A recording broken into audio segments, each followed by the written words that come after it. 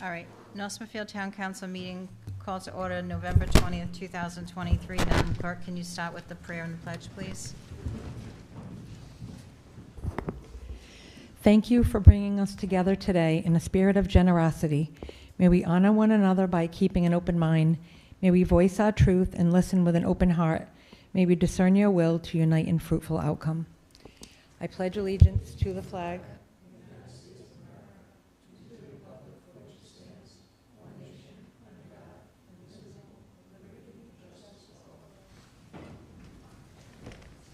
Roll call, please. Mr. Beauregard? Here. Ms. Hamilton? Here. Mr. Ogier? Here. Ms. Alves? Here. Mrs. O'Hara, I skipped you, sorry. All right, so we're going to move open forum down to after executive session when we come back into, out from there. So the next item is executive session. A, discussion by council vote or other action pursuant to Rhode Island General Law 42-46-5A2. Sessions pertaining to collective bargaining or litigation, or work sessions pertaining to collective bargaining or litigation or potential litigation. 1, Tomasetti versus Town of North Smithfield, RICHR number 24, EMP 051, and EEOC number 16-J-2023-00285. And 2, IBPO versus Town of North Smithfield, A.A.A. case numbers 23-6737 and 23-8497. I'll make a motion and we move into executive session. Second. We have a motion and a second. Any further discussion? Roll call, please. Mr. Beauregard? Yes. Ms. Hamilton? Yes. Mrs. O'Hara? Mrs. Ogier? Yes. Ms. Alves? Here. Did you say what happened? Oh, you did.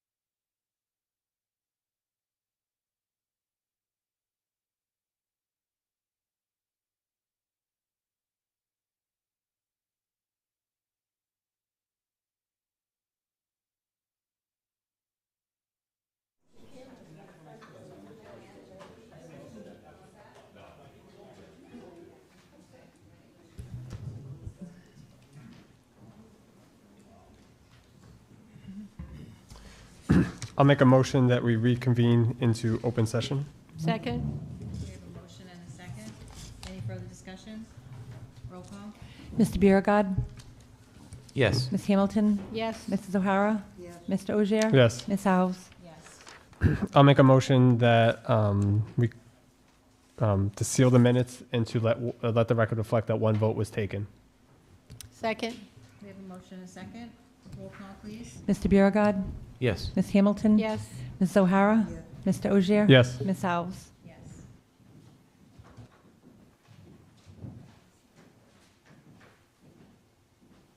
All right, next item is open forum for non-agenda items only pursuant to 42-46-6D, maximum 3 minutes per person. There's a sign-up sheet here. Is there anyone that would like to speak that hasn't signed up? I have it. All right, so we're all set. So the first person is Mary Samini. And Mary, if we could just kind of stay with the 3 minutes, please. Thank you.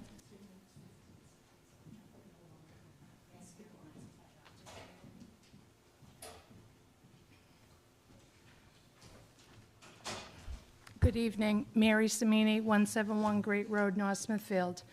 Elected officials in North Smithfield take an oath of office that they will and truly execute the office. This applies to town council members as well as the town administrator. On October 24th, I tuned into a local radio talk show and listened as a member of the town council denigrated an individual that was running to succeed David Cicilline in Congressional District 1, representing North Smithfield. As many know, David Cicilline is responsible for the town of North Smithfield receiving $4 million of federal monies for the multi-generational center.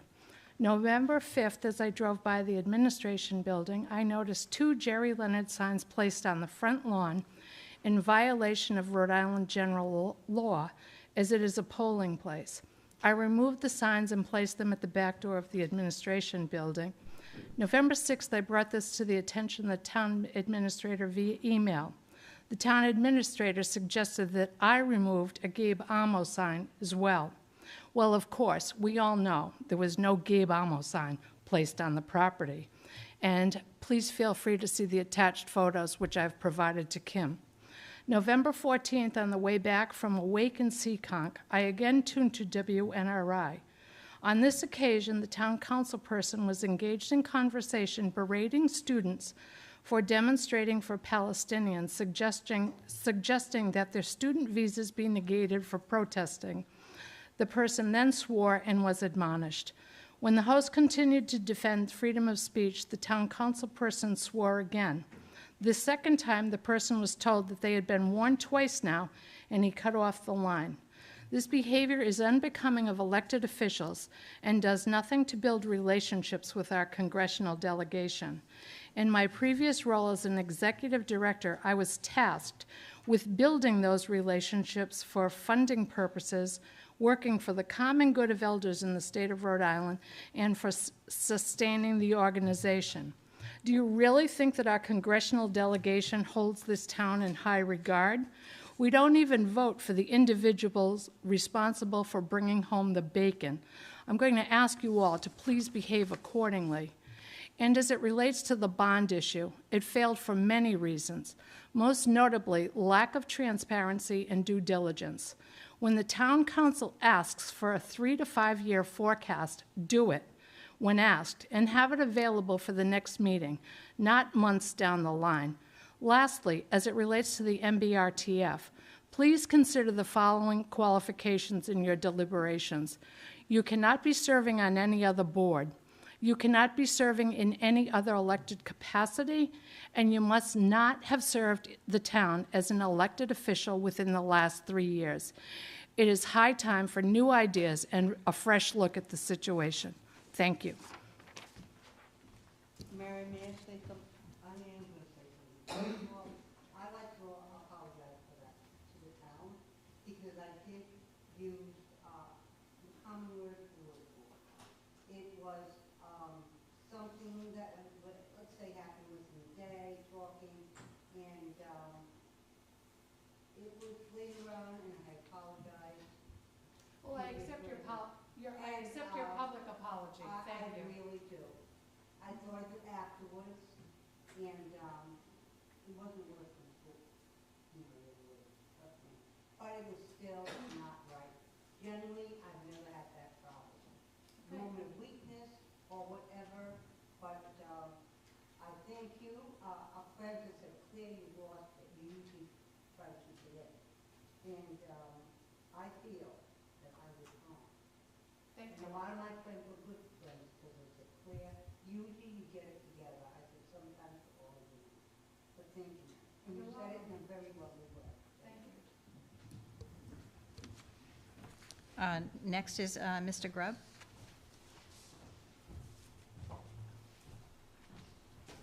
I have a few things to talk about the bond and why I think it failed.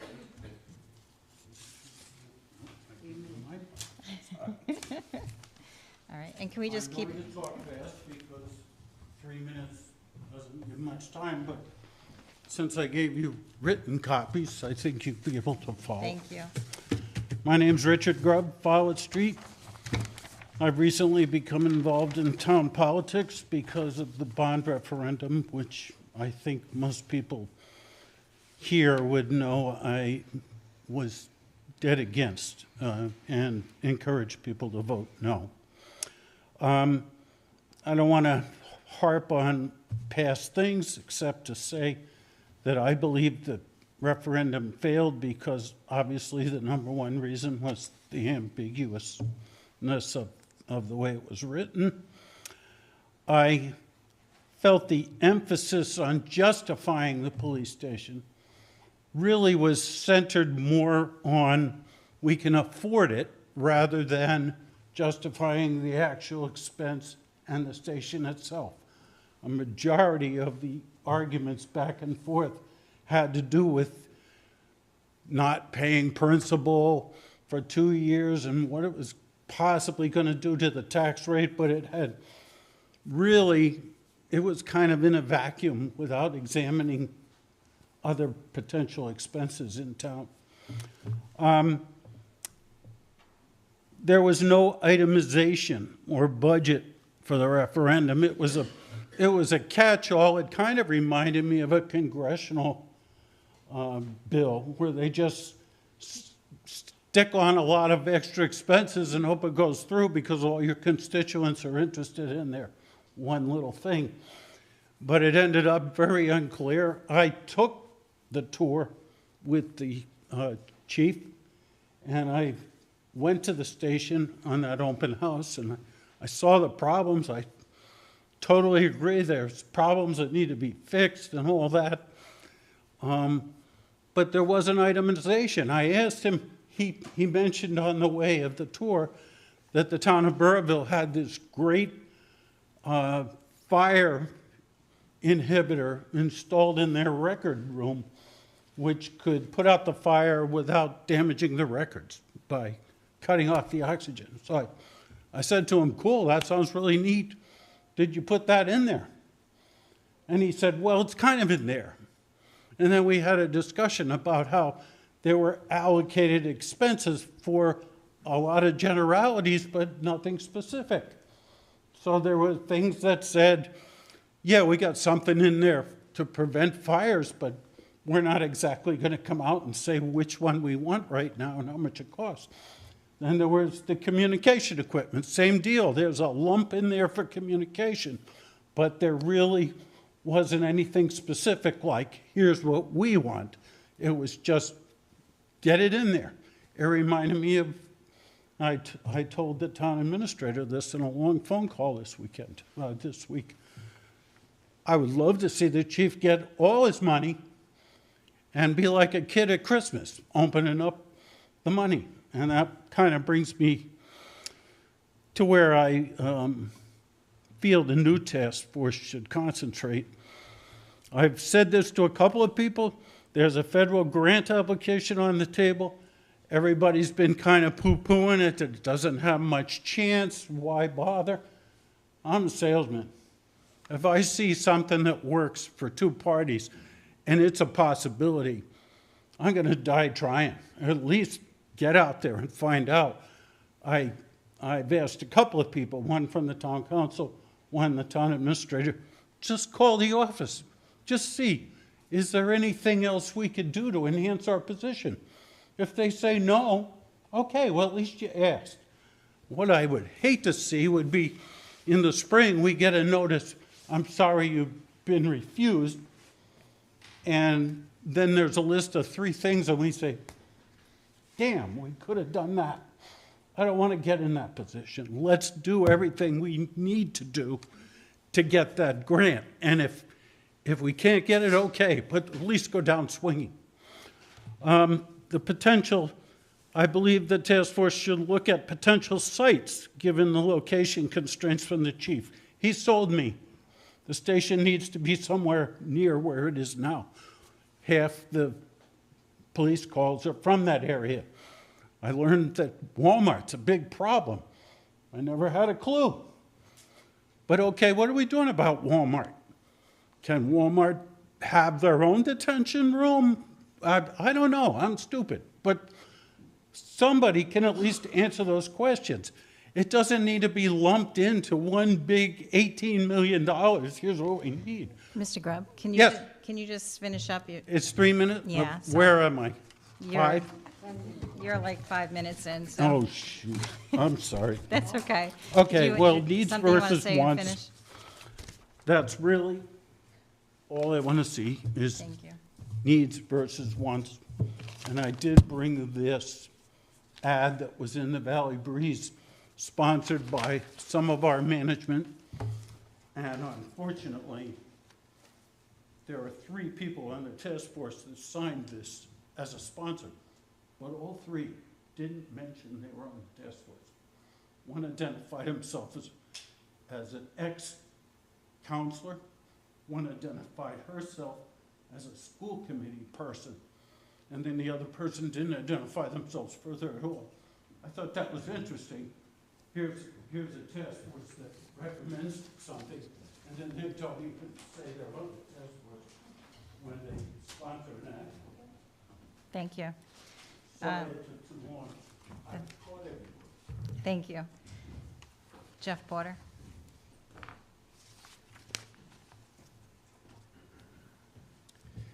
I can keep this pretty short and sweet. Jeff Porter, 6 Country Way. I just want to thank for whoever was responsible for getting the line started to be primed on Green Street. I know I requested that happen a couple meetings ago, so whoever got the ball rolling on that, appreciate that moving forward. So thank you. Thank you.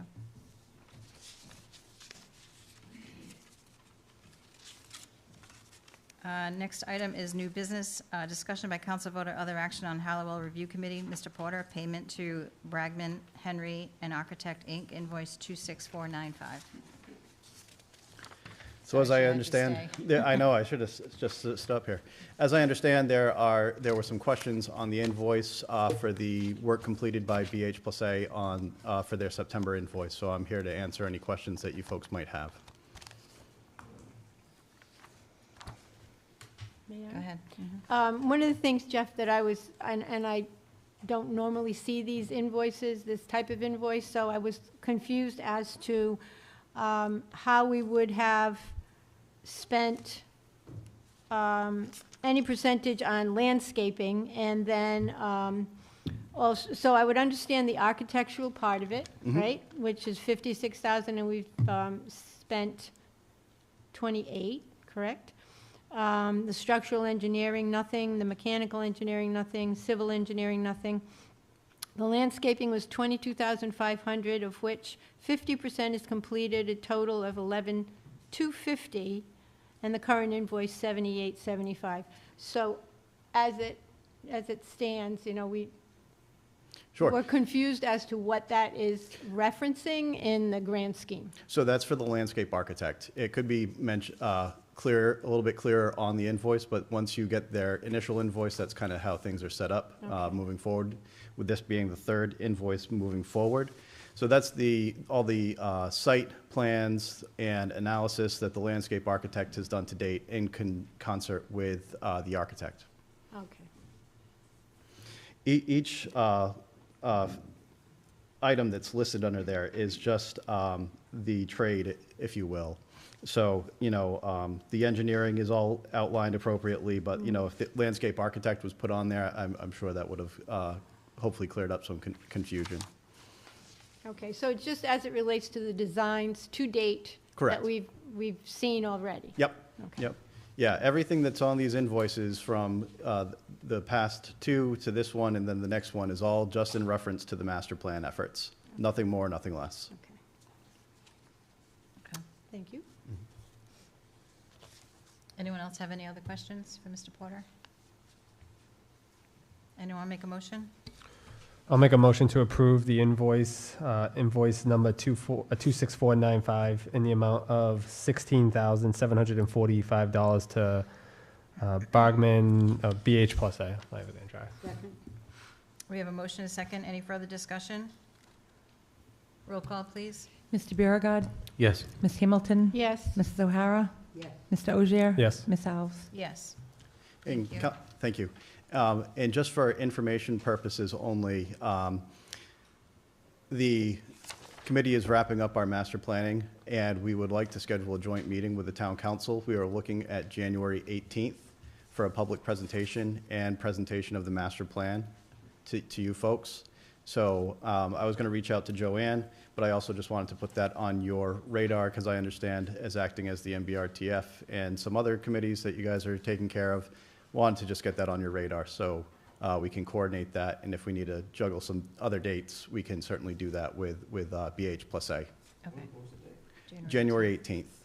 I believe that's the third Thursday of the month. Okay. So I can coordinate further with Joanne, but again, just wanted to put that on your radar. All right, thank you. Thank you.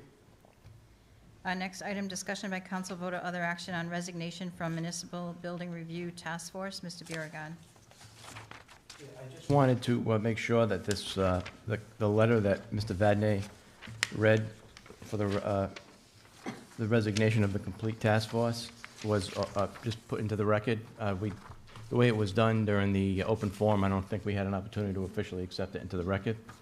Also, I just want to briefly take 2 minutes. I prepared just a little statement regarding this. I just want to say thank you to all members of the Municipal Building Review Task Force. Thank you for all the time you have given the town. Thank you for your expertise and your leadership. Every member of the MBRTF has built something. Some have built successful businesses. Others have literally built things with their own hands. It's likely many of their critics have never built anything. It's possible we will never be able to put together a board with this expertise and experience ever again, but we can try. All the members knew the politics behind what they were trying to accomplish. They all knew whatever they came up with in the end would have to go before the voters. For the record, the 5 members of the MBRTF did not resign because the bond initiative failed. They all knew that was a possibility. They resigned because of the disrespect in which they were treated. These were all respected experts in their field who could have commanded large stipends for their time. Time and expertise they were gladly giving to us for free. The MBRTF was given its direction by this council and 3 other past councils. Each time they did exactly what was asked of them. They never went off on their own. It was the politicians that kept providing them with a moving target. The police station that was presented to the voters was exactly what they were tasked to do by the council. They had no part in the confusing wording of the bond or how it was presented to the public. What was presented to the residents is on the council and no one else. I would like to see all members of the MBRTF receive a letter of sincere thanks and gratitude for their hard work through the years. Thank you. So you made a motion to accept the letter? Yes, please. Second?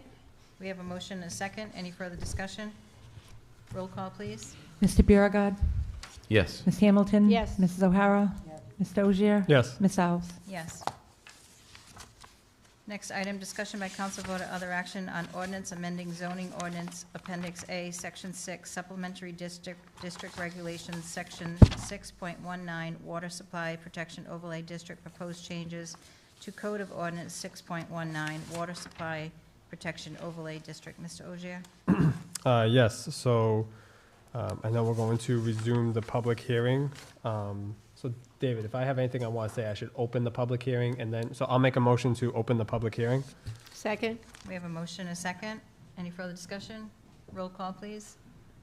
Mr. Biragad. Yes. Ms. Hamilton. Yes. Mrs. O'Hara. Yes. Mr. Ogier. Yes. Ms. Alves. Yes.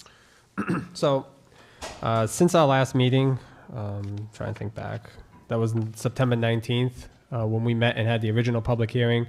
A lot has transpired and a lot has happened since that meeting. It was tasked by the council that, we look to seek the opinion of the business community, and we do a little more work based on the feedback that we heard that evening. Since that meeting, I've met with the planning board twice. We've met with the representatives of the business community twice, and we've continued to hear feedback from the residents as well through each of our meetings. Pretty much been meeting weekly since that meeting, as we've been meeting pretty much weekly since the group really got going last February. Just to kind of clarify some things throughout this time as we've been presenting to the council and to the planning board, this issue and this ordinance doesn't really date back. Well, this wasn't created by this group.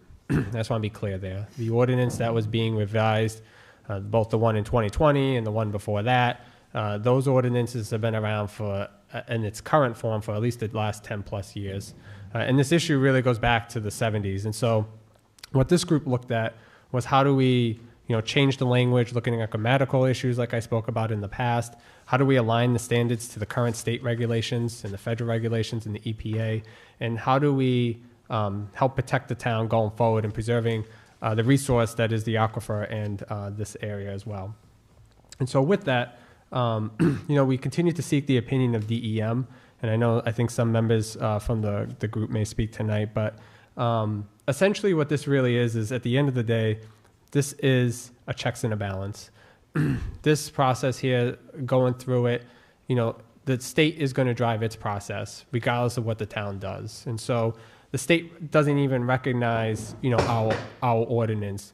But what it does recognize is that the town has the ability to monitor and to classify certain land uses as it deems appropriate in protecting and preserving the water and the aquifer. And really what that really boils down to is it's a risk mitigation strategy. It essentially allows the town to say, hey, we can look at the land use table and we can say that may introduce the threat of a potential harm. And that's where DEM says the town has every right to look at.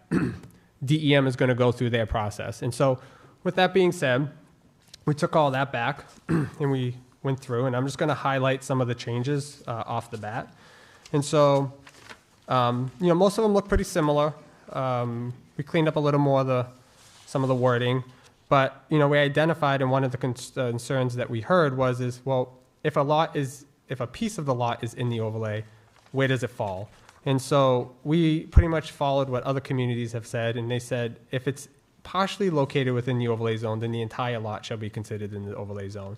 It's pretty standard to most zoning practices out there. Again, we didn't really reinvent the wheel here.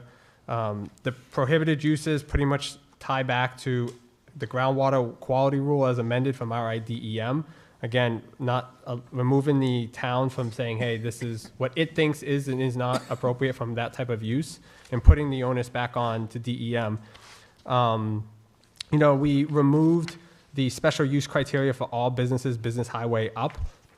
And this was also in consultation with the planner as well. And the reason for that is in talking with the planner and seeking his input, there may be certain land uses where a special use doesn't really make a lot of sense, like a bank or something like that. It's like an innocuous type use. And so we didn't want to impose an additional burden on those types of businesses where, some of the criteria may never be applicable to them. And, you don't want to go down that path. And then we simplified the technical assistance piece. It was a little wordy and confusing. And so we allowed the zoning board to engage a professional civil engineer, hydrologist, geoscientist, pretty much as it is in most of our other ordinances, and just left it at that. And then when you get to the special use permit approval criteria, the pieces that were in here in September, they were from sections on DEM's site, but we just simplified it even further. And we pretty much said the ability to meet the standards contained in RICR, 250 RICR 150.053, groundwater quality rules, section 311, and then the standards for GAA, GA classified protected areas. So that pretty much says, if DEM says you're good to go, you have to at least meet all those criteria. The town's not going to reinvent the wheel on that one. And also, and then additional questions in terms of, mitigation against hazardous materials and potential for not allowing those to be reintroduced into the ground. How are you going to properly store or handle any hazardous material? And do you have a contingency plans for these? And those could be like, if you're in the process of crafting a waste manifest, if you're a small, large quantity generator status, chemical hazard inventory, air pollution reports, hazardous material, waste management plan, regulated means, all these things, in order to store any type of material like that, you need to have a DEM or EPA number and go through certified trainings. So this is not the town reinventing the wheel on this. If you have those materials and you don't have that number, that's a severe violation in itself. So this isn't the town creating this criteria. These are already criteria that you would have to go through in that process. And then the rest of it is just kind of similar to, is it in harmony with the overlay, and looking at the topsoils, similar to what we have in our other ordinances as well. The key thing here is that there is changes coming in 24 that will help streamline certain requirements. And so the town looked at how do we expedite it from our end, hearing that there's concerns, from the state side as well. A lot of this looks for, expedited hearings, which follows new state legislation that's coming out, and trying to make the process not quicker, but also still not missing anything and not overseeing anything along the way. The one thing that did come out in talking with the planner and hearing from the local business community is that we did carve out an exemption section as well. And so essentially the exemption section, which is now identified as 6.19.8.1, and I know these chapters may change later on with the other revisions in the ordinances that are coming, but essentially says any lawfully established use in effect prior to the adoption of this ordinance on whatever date this is adopted may be exempt from the special use permit requirements contained in this section 619 water supply protection overlay district, subject to the following area. Any expansion and or addition of a lawfully established use that is less than or equal to 20% of the existing gross floor area shall be exempt from the provisions in this section. Or any expansion and or addition of lawfully established use that does not result in a net increase of impervious area shall be exempt from the provisions of this section and shall not require a special use permit. And so again, this follows kind of the spirit of, the DEM rules and stuff like that. And so we really try to find a balance that, we recognize the town needs commercial development, but we need to make sure that that commercial development and expansion is still setting the town up for future protections, and not, turning a blind eye or overseeing anything or missing anything. And so those are just highlights of what we changed. Again, I know others may speak, but really at the end of the day, we have a responsibility and a stewardship to preserve these resources, and we owe it to future generations to do so. So I'll open it up to everybody else. I feel like I've spoken enough, and if there's questions along the way, I'm happy to answer.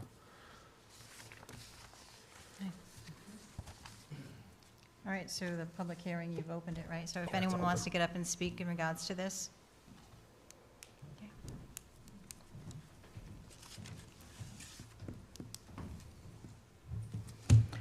Good evening. My name is Gail Barlinghoff, 21 Bruce Drive, and I am a member of the Water Supply Protection Overlay Ordinance Review Committee. As you know, volunteers are very hard to come by, and I really have to commend these individuals who spent every week some 3 hours long going over these ordinances.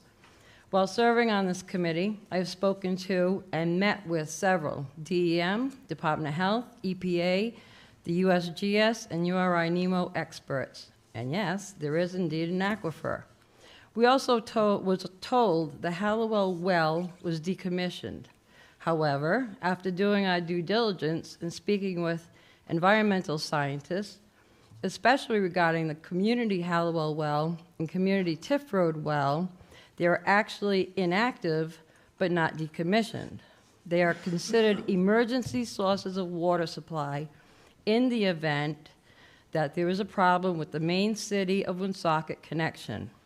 They do not have any records of either well being abandoned, though they are required to be maintained and tested which they have not. Who is in charge of this? For a well to be officially abandoned, there's a formal process that must take place. The infrastructure must be dismantled. They must seal the well bore down in the ground, and pictures are taken and kept as a matter of record. Once a well is officially abandoned and taken offline by the Department of Health, it can never be activated again. The good news for North Smithfield is, if the town decides that they have the money to put in servicing these wells, they could be activated again. Wouldn't that be good news for not just homeowners, but the businesses, but for fire department as well, when battling a fire in an area of town that doesn't have any water resources? The Water Supply Committee meetings were open to the public. Mr. Vincent Marcantonio, the zoning board member, was present for a couple of meetings and gave his history of the town and the zoning laws. He was involved in writing the original overlay district with DEM, DOH, USGS, and other federal agencies. Mr. Gary Ozowski, past town administrator, environmental engineer, etc., stated the exempt areas were to stop high-volume wells, and he was against any of the changes in the current ordinance in the map. Mrs. Claire O'Hara, town council, came to 2 meetings and voiced her concern regarding protecting our water and how educating the students would be a start. This committee applied for a grant and plans to start running some educational programs. Right now, we are in the brainstorming phase of what that will look like. One of the ideas is to have a logo contest in which the students submit entries, and the winning logo will be on the educational materials this committee utilizes. Another idea is to include students' thoughts about our water in the town newsletter. Or maybe have some students volunteer to collect water samples to be submitted for free water testing if we can find a company or organization who'll be willing to test samples for free. What committee can write a grant and receive it in less than 4 months? We did. Why? We have people. We received a $5,000 grant to educate the community on how they can protect their wells and how people can protect our groundwater. There are so many new families moving into the town of North Smithfield. Let's educate and cooperate. This isn't a war between people. This is a war between people and nature and our water. This committee pulled apart each line, line by line. Keep in mind that any business currently adhering to the 2020 ordinance that were previously exempt will be grandfathered in. So we didn't have to bother with those. Unfortunately, the 2020 planner and the planning board did not weigh in on Mr. Robert Najarian's zoning board chair. He was the zoning board chairman. Objections to their exemptions. This is the same statement he read to the town council on September 19th, almost 3 years later. Our zoning board members were very concerned on the wording of that ordinance. We did have in 2020 the technical assistance. It was already there. The board may engage a professional geologist, hydrogeologist, soil scientist, a licensed Rhode Island experience in groundwater. This particular ordinance was one the group spoke about in length. How do we enforce this? If this was such a problem, why wasn't it changed in 2020? Let's fast track this ordinance during COVID, leaves me wondering why. When you look at the plans, who's going to gain from this exemption? You don't know in 50 years from now if science has a way to clean the water. We took the 2012-2013 aquifer map and compared it to the 2020 map. The 2020 planner and the planning board took a shotgun to the map, but not the ordinance. Why was that? DEM asked that very question since they work with town governments during ordinance changes. They also wanted to know why they weren't contacted, and they would have had a Zoom meeting to speak about the exemptions during COVID. The powers that be at DEM said to be proactive, not reactive. The town can work with a variety of businesses now that were not allowed previously. Our committee's changes eliminated some exempted businesses that were still listed on the 2020 ordinance. 6.19.6, prohibited uses. I'm going to give you an example. Hairdressers, which Mr. Ozowski alluded to, that were still on the ordinance: print shops, dry cleaners, boat or motor vehicle service or repair shops, commercial car washes. We can go on, but now we can go after those businesses because it would be a special use, only BN and up. I don't believe the group of businessmen who came to the town council meeting on September 19th had any indication that what was being drafted or corrected was told to them. Our committee met with a few business owners twice after the September 19th meeting and tweaked the ordinance some more. We were open to their ideas and suggestions and utilized some which are reflected in what you've been provided with this evening. Quite a few businesses in that exempt zone didn't bother to come or threw away the notice. Had that group of businessmen, including a lawyer, gone to just one meeting, it would have helped tremendously and saved a lot of time. Instead, they came out with guns drawn 9 months later. Why? Why would you not have been proponents of clean water education? We followed the law and sent out 900 letters to the abutters to let them know we were changing the map and reviewing the ordinance. No one knew they changed the map in 2020. Even the state archives do not have a codified copy of this change. From 1993 to 2013, the aquifer ordinance was working great for the town.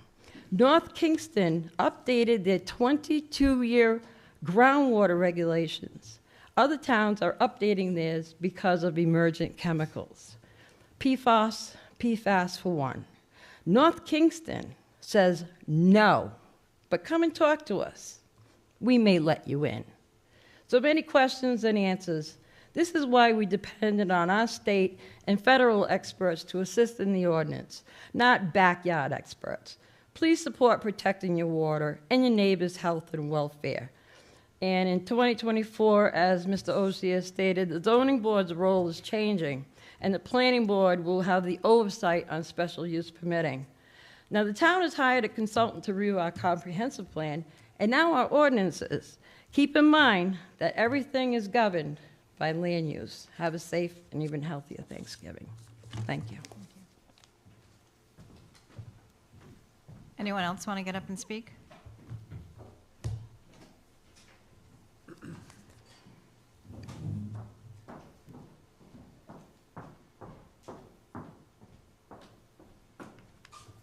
Good evening. Leanne Gillette, 49 Orchard Street. I am speaking to you as a member of the Water Supply Protection Overlay Committee. I will be addressing, I'm going to try. If I can't get through it, I'll have somebody else come up and read. I will be addressing the history of the Ordinance 619, Water Protection Overlay, when this committee came about, how many times we met, who we have met with, and what they, as the experts, have recommended. Other members of the committee will speak, as you've already heard, Doug and Gail. I don't know if anybody else is going to come up or not. While trying to be respectful of everyone's time, the committee has tried to split the information up as to not be redundant, and we have tried our best to put things in their simplest terms, as this ordinance is very technical. For reference, Town Ordinance 6.19, Water Supply Protection Overlay District. This ordinance has been around for a long time, since 1972, to be exact. We did not create this ordinance. In 1996, some small language changes were made and remained in place until 2006, which is when the water protection overlay maps were introduced, as well as some more language changes. In 2013, it was reviewed again, and it has remained the same until 2020, the year of COVID, when significant changes were made to overlay maps as well as language, without much, if not any, input from the community. We, the appointed members of the committee, have researched, met with, and done our due diligence regarding this ordinance and its impact on the town of North Smithfield as a whole, both businesses and townspeople alike. In December of 2022, this town council created the Water Overlay Committee. The committee has met in person more than 25 times over the last 10 months. Beyond our committee meetings, members of the group have spent countless hours researching and meeting with members of a variety of constituencies, local business owners, EPA, USGS Chief Hydrologic Interpretive Branch member, DEM members John Zwarg, Mark Denon, Carolyn Murphy, DOH members Shannon Nakama, Melissa Orpin-Tooze, Michael Burns, URI Director, Non-Point Education Expert Lorraine Jobert, URI Department Chair and Acting State Geologist Brian Savage, and even more. Jonathan Zwarg, Senior Environmental Specialist, was unable to attend our meeting tonight, but he agreed to be interviewed by me and allow me to share his answers with you. Here are the questions with his answers. Number one, will you please give me a fourth grader's definition of water classifications? GAA and GA can pretty much be lumped together. This is groundwater that you can use as drinking water without any treatment.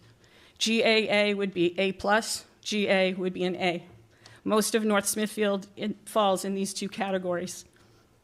GB is not suitable for drinking without special treatment, and GC is not suitable for drinking at all. Question number two, why is it important for a town to have a strong water supply protection overlay ordinance? It is important because your drinking water resources are important and land use decisions are made at the municipality level. So by having thoughtful controls on those land uses, you now have more protection. Water is a fundamental resource for both residences and businesses. You must have a supply of clean drinking water for everyone. You minimize the risk to groundwater by what uses are allowed to happen on the surface. Question number three, what are the impacts of remediation? You have an obligation to restore it to the classification that it was. The Site Remediation Program Office at DEM oversees remediation to stop discharge and deals with the contaminants afterwards. If an area is GAA but has had contaminants or is not currently drinkable, that does not mean that you just allow anything to go in there and build. You do whatever it takes to clean it up, make it better for future generations, even if that is 100 years from now. Question number four. There's only 7. Knowing that there are already DEM regulations in place, why does a municipal ordinance matter? DEM establishes groundwater quality for a given area, GAA, GA, GB, GC. But state regulations don't have any control over what land use the municipality puts in place. Land use decisions are made with zoning and the town's comprehensive plan. Having the ordinance gives the town another tool to be sure that land uses are not contaminating the soil, the groundwater, etc. The municipality needs language in the ordinance in order to be able to act on those who are not following the ordinance. He gave an example, similar if someone puts an addition on their house without pulling proper permits, it can be halted if there's language in the ordinance for the town. Number 5, why does land use matter? Because it has a direct effect and impact on what happens to the groundwater. Storing any hazardous material creates an increased risk to all town residents and businesses alike. This creates another added layer of protection to the ground and groundwater, saying that it deserves more protection. This is all about reducing risk and being proactive. Question number 6, do you have anything that will help us highlight our argument as to why a municipality needs a strong ordinance? His first answer, yes, be proactive. The goal is to provide clean, safe drinking water for everyone. It makes economic sense to avoid potential problems in the future.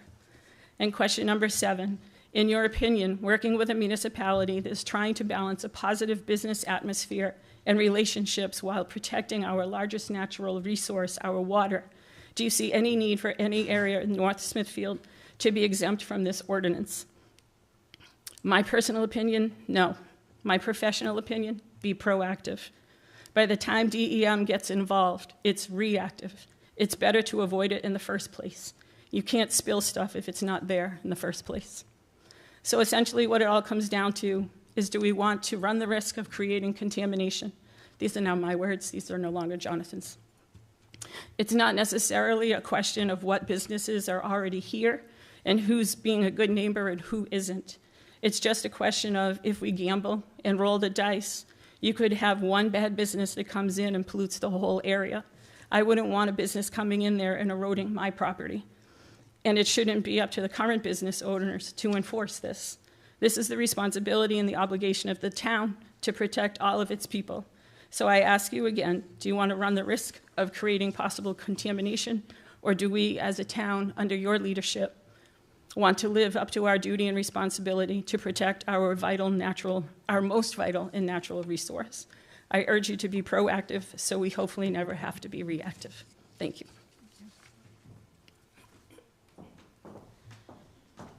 Anyone else?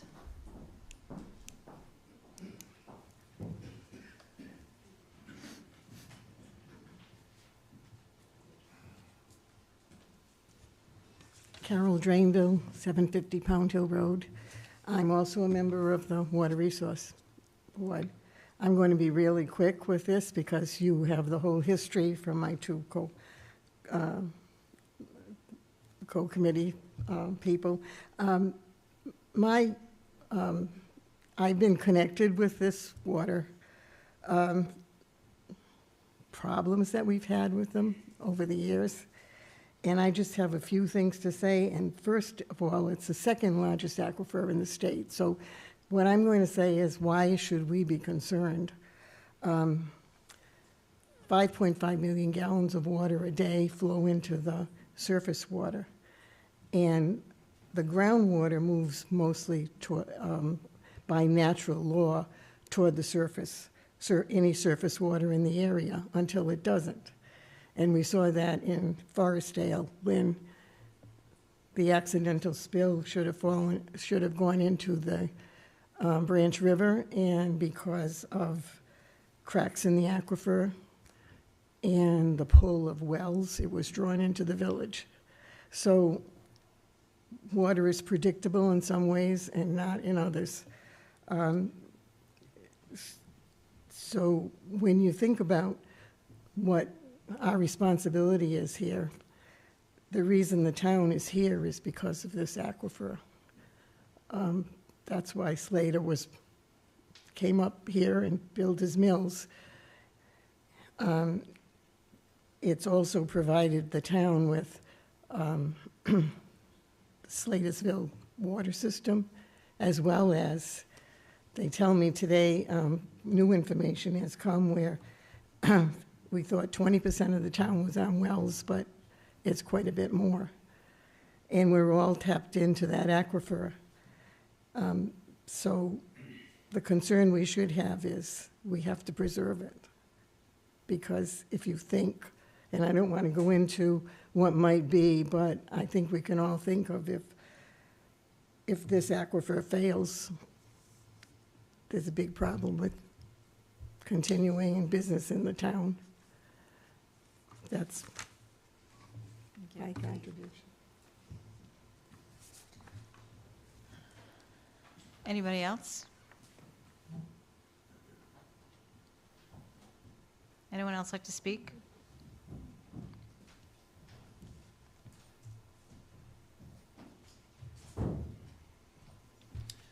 Hi, Jason Jarvis, 140 Industrial Drive. I participated in multiple of these meetings. Doug was a big part of these meetings. A lot of the committee members that spoke tonight were a big part of these meetings. And I really admire what they're trying to do for the town. And we went into these meetings, I don't want to say against each other, but that's not how they ended. However, I feel like there's been a little bait and switch tonight. Because our water on the industrial highway was proven that it can never be drinkable. It can't be. It's bad. It's not from our generation. It's from other generations. And we proved that we are watched and we are made aware of what we can and can't do. We all have third parties on that take care of our waste, what comes in, what goes out. We are regulated in so many ways, which I'm pretty upset that Doug has left, and I would like it to be noted that Doug left the room right now because he was a big part of these meetings and we gave him all the evidence that what we go through to make sure that our properties stay.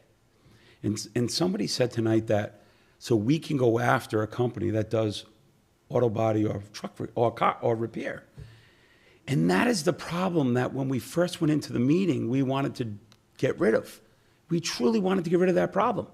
We don't want anyone going after anyone. Should questions be asked? Should education be important? And there's not one business member that went to any of those meetings that didn't say yes. Willing to agree to help support and educate from the elementary level up. We'd be a big part of that, which most of these business owners are. The ability to have the final say in stuff is above the knowledge of a planning board at this point. The water, where we're going, what our businesses do, if you saw what it takes for me to get a dealer plate to put on a car that you're going to test drive, it's an act of Congress. To build the building in the town of North Smithfield and what we go through. I was fortunate enough for this council to approve a 10,000 square foot addition on one of my buildings. You guys did that in June. I hadn't got my DEM stamp, which shows no change to the property. In my curb cut from DOT, we got last week. So here I am, adding 10,000 square feet to a building, more jobs and everything. Hired, at that meeting I said I had hired people expecting to be in this building. We could not get a foundation permit from the town, even if it was on my dime, because they said, well, you're going to have a foundation if you don't get this. We did not need any special use or anything, and now I haven't been able to build this addition to my building. By adding these committees that can say no to somebody in an area where what is important, our water can never, it can't be, you can't drink it. It's impossible. It's been proven. Mr. Jarvis, can you just catch me up? The solicitor had to pull me away for a second, so I just want to make sure I didn't miss anything that you were saying. So first of all, I thanked you for having me to the meetings. And it was very important, I think you came back, because I feel like there was a little switch and beat. So don't get me in trouble now, please. That's not. Mind you, on the record. But I feel like we really got to a place where we understood each other. And then tonight there was words like attack used. Like we can go after, a body shop or in a hairdresser or this. And that's not, I thought that, well, it was said. So let me just add clarity to kind of think how. But it was said. Yeah, no. Well, and I'm not talking about you. I'm talking about what was said. Let me just add clarity around, I think, what the board's intent was versus may have what had been said or hadn't been said. So essentially, when it comes to existing projects already, right? So if you're already under planning and you've been through zoning and you're vested in that application, you're fine. That's grandfathered in. The state timelines and all that, obviously, as we've expressed and spoken about, we can't control if DOT takes a year to come back with a permit, right? So that's something that the town can never or will never control. But in terms of, a bait and switch idea, the conversations that we had during our meetings, they were very truthful on my end and the board's end. This is essentially, at the end of the day, it is a land use activity, an issue, a land use issue. This is kind of a multi-phased approach. So the ordinance that's being looked at tonight is the verbiage inside of the ordinance now. The land use and the land use that could be applied is more of a second phase of this project. So as everyone's alluded to, 2024 is coming out. The planner at our last council meeting had kind of alluded that, not the planner, the administrator had alluded that the planner may. He's got some verbal commitments, maybe having some help look at our ordinances. And part of that, in some of my conversations with the planner, is how does the land use table, because it's very redundant, it's burdensome, it's hard to navigate, how does that get simplified and cleaned up?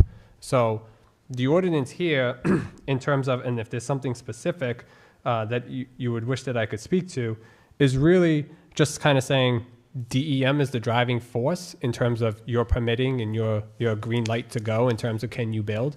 And the town's just really having some, and there's some objective language in here that needs to be kind of ironed out as the state law changes. Like, this is what the solicitor was telling me, is like, what is harmony? Who's determining what is the harmony of the area? So there's some cleanup that will happen in general with the changes, but it's really saying, does the town have the proper checklist to say, did we meet all the criteria? And then, as it was alluded to, does this ordinance kind of fit with the comp plan? Because, the comp plan in some of these sections says, how are you working with DEM? Like, do you have ordinances that help protect or preserve certain natural resources or provide for economic development opportunities?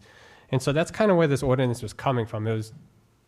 It was not, the changes that are in here to pretty much say, go to the land use right now, at least. If the land use says yes, you're good to go. All the special use criteria doesn't apply. Doug, I understand. But your committee members got up here and made it a land use part of they've definitely stated about land use, the use of, they didn't say, I'm sorry, one of the ladies did say the different levels of water and everything in your interview, and I think that's very smart. I think we need more of those people. But what we did was we came up here and we made a brand new committee. And what it was said at this committee was, and I haven't read that, so shame on me, but to the point where we could read it like you guys and get the right, you met how many times? 25 times? Mm-hmm. Around 142 employees. It's hard to sit down, and I know it's important. I've went to a lot of these meetings with you. What happened tonight, though, was when I say that, it's because it did become a land use. They started talking about an auto body shop, a car repair, different types of businesses that you could possibly go after. So I think we got a lot. No, I didn't say one word when you guys were talking. Hold on a second. I didn't. Hold on a second. Hold on. So I'm just saying. I'm not here to fight. No, for a I'm point not of here to order. fight. Yeah, not for a point of order. It's just whoever's at the podium needs to speak, and everyone else will have an opportunity to get back up and speak and readdress it. And I made sure that I said that I 100% believe that everyone's heart is in the right place here, including the business owners.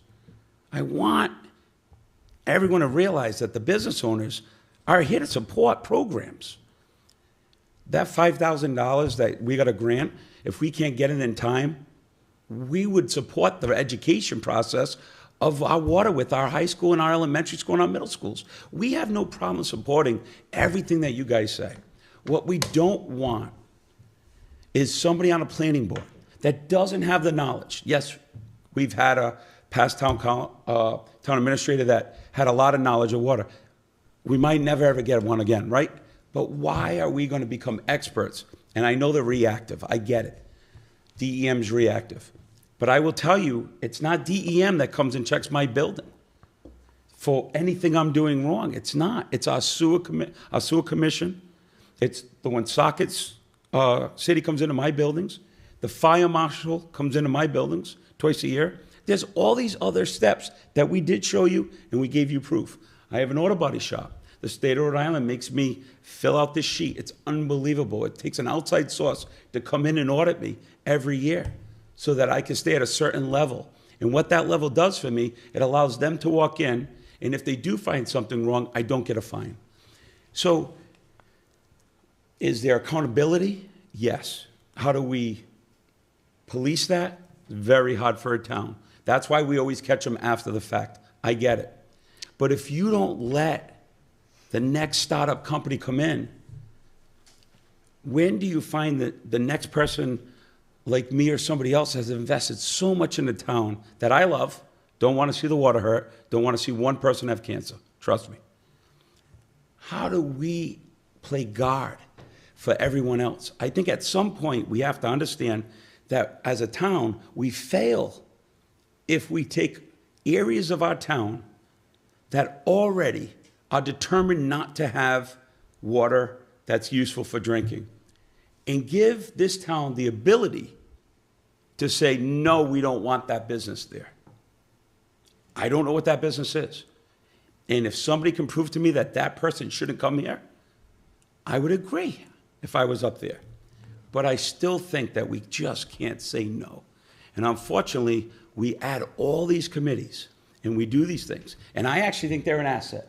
I think for you guys to take, guys and girls, to take so much time and do what you did, I think you're a true asset to this town, and this town needs you.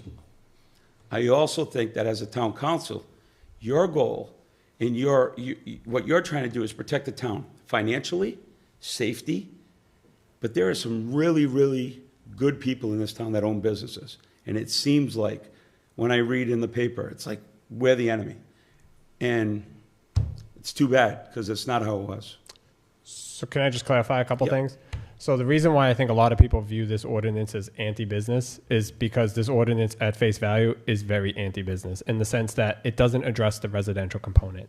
A lot of other communities that have groundwater overlay ordinances or water supply ordinances, they speak to a residential component. And while some of our ordinances address that in storm on-site wastewater treatment and other things, this ordinance doesn't really tackle that at face value. Should it? Probably, but it doesn't. And the reality is that to introduce it now would be a heavy lift, and it would take, you would have another large group of people that would come in saying it's my land, just like you're doing now, and you have the right to say it's my land, I want to do what I want. So I agree with, what Mr. Jarvis said, and I agree with what's been expressed by the committee tonight. Education is the route that the Water Supply Protection Committee has looked at taking, at least from the residential component. In terms of the policing and creating the criteria, this ordinance does not, first of all, this ordinance does not police. That's that's not the nature of this board's role, nor is it the role of the town council. That's really comes down to the zoning official and the administration to kind of oversee that. And I think it's really just the zoning official. And so this kind of provides them with some parameters in terms of which to operate. But, in terms of looking at the land use table, there's a lot of areas in the land use table that are yeses, and the yeses do not apply for the special use criteria. And essentially, at the end of the day, if you're a yes, you still have to go through and follow Rule 250, RICR, whatever it is, by DEM in order to obtain a water quality permit. And that's essentially what this ordinance says. It just kind of makes the process the same. And I think industries like yours, Mr. So Jarvis. Doug, so what you just said, I just want to understand. Yeah.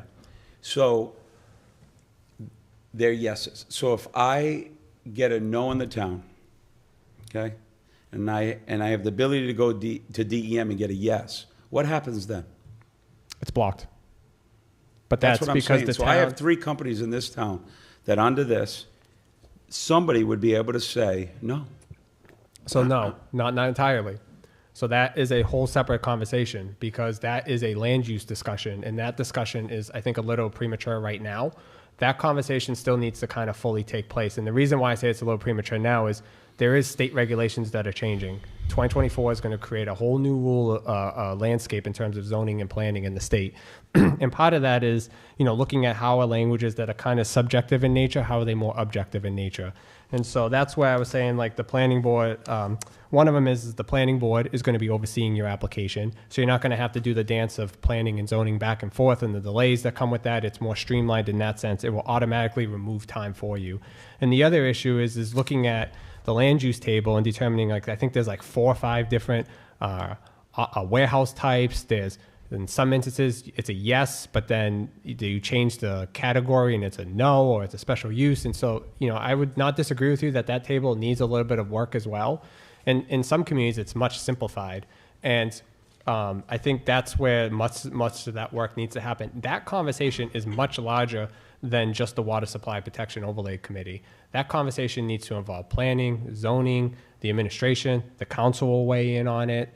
And it's really to determine, just like you said, like, do you want a medical waste company to go right next door to you? Because if it's exempt and it qualifies under DEM, guess what? It's coming. You can't stop it. And so that is kind of where the town listened to DEM and said, we have the right to look at land uses, but we just shouldn't be restricting for the sake of restricting. And if we're going to allow, maybe it's through a special use because it is a higher risk of pollutant, what kind of criteria do we want to ensure that we're not impacting your business? So they say you decide to sell one day and, whatever that looks like, now you can't get most return for your dollar in terms of the investment that you made over time. So that's kind of where it's coming from. It's an ongoing conversation. It's not us versus them. It's not a political question, as you alluded to. I understand. And if there was a medical waste company coming to me, their building would be cleaner than your everyday gas station because They're going to be held to such a high standard. Woonsocket has a huge one that is well-renowned.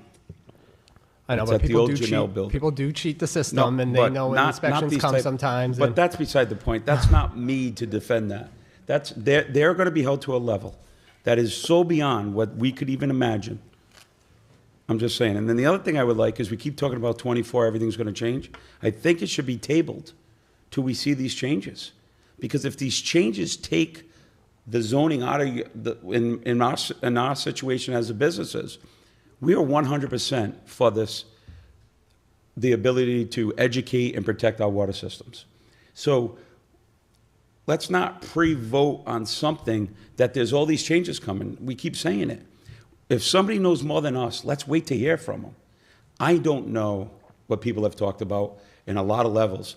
What I do know is that I want clean water. What I do know is that if my company has to be successful going into the next 10, 15 years, I have to abide by such standard rules, regulated rules, that make it so hard to stay in business. I just don't want somebody else having the ability to say no because I'm growing so fast and I got to now move to Uxbridge and build a super center because North Smithfield wouldn't let me put 10,000 square foot on this new lot I bought. I know not the lot I have, but another lot I purchased. That ability to say no to me would really upset me because I have been a good neighbor. And again, I think you're really smart. I admired you talking to you. I appreciated all the times you were so front and open with us, the whole committee. And your commitment is awesome. And I just want you guys to hear our side.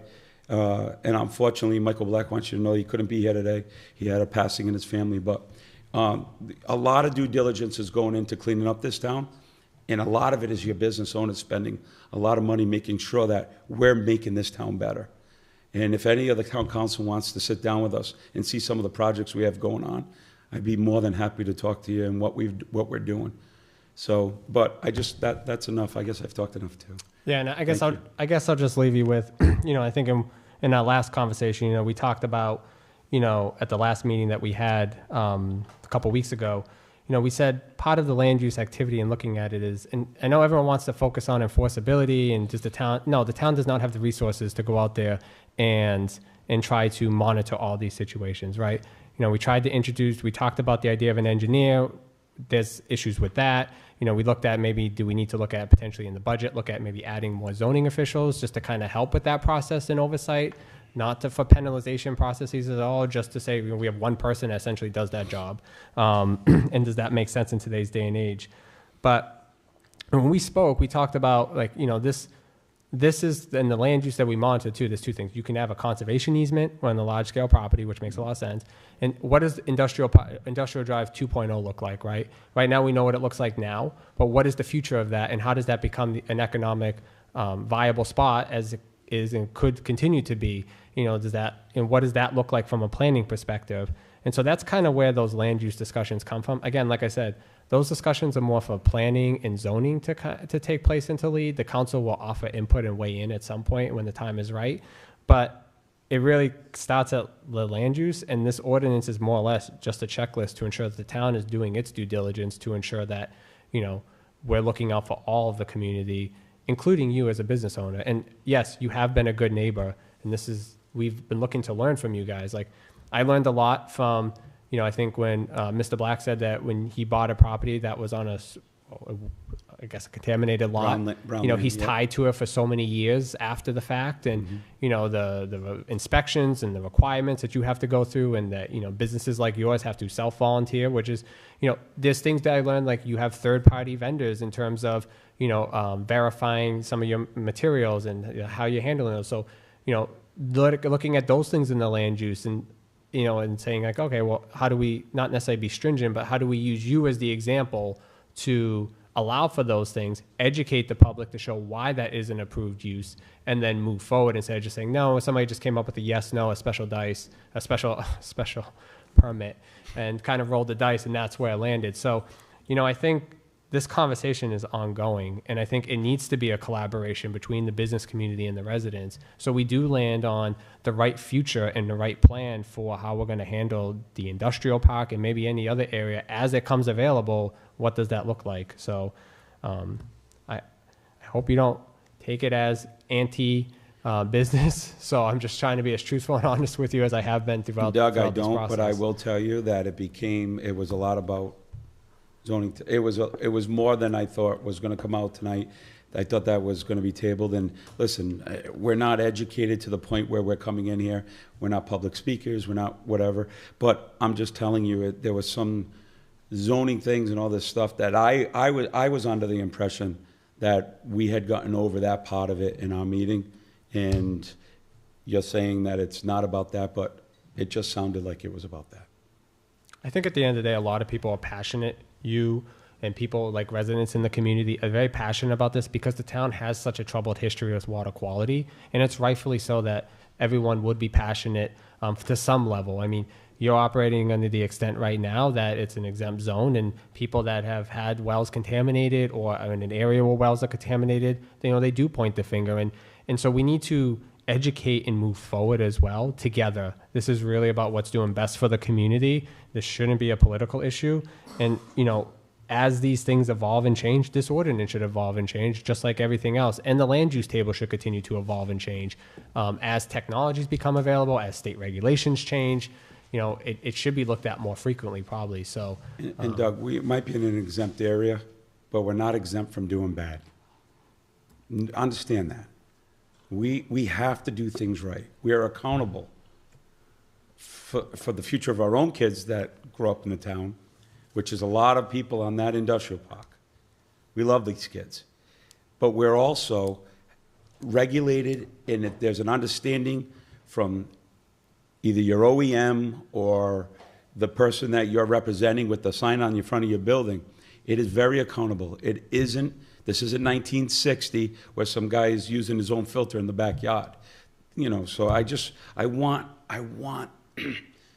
everyone in the town to be educated to the point where what we have to do as business owners is not like we just charge somebody something and we make a ton of money. There's a lot of education. There's tons of, matter of fact, we're rated in our dealerships on how many guys go to school and how many guys get this tech. Like there's tier 1s, tier 2s, tier 3s, and that's how we're rewarded. So we're constantly educating ourselves and giving back to our employees. And I don't want to get off topic, but I do thank the council for hearing me. Thank you. thank you.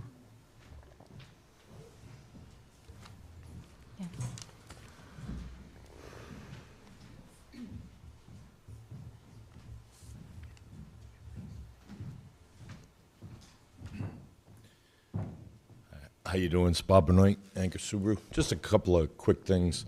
Doug, you said something I thought was interesting, and I was going to say it, and you brought it up, so I'll talk about it. The residential component. Our wells on 146 are contaminated with E. coli, which is basically from the cesspools in the houses behind us on the top of the hill and probably runoff that end up in our wells and so on and so forth. That wrecked 146 along with the gas station across. So you got two issues, right? How do you resolve that, right? There's a lot of talk about protecting and this, and we can certainly protect and do the best we can. But like you started to say, the Woonsocket, when you was talking about the Woonsocket thing, you're not gonna catch and fix bad actors. Unfortunately, you're gonna be reactive to the bad actors because you don't have enough staff and people to catch it before it happens. You can do what you're doing and monitor it ahead of time. I appreciate that. But if you get a bad actor, you got a bad actor, right? You got bad people everywhere. So if they're going to be bad, they're going to cause problems.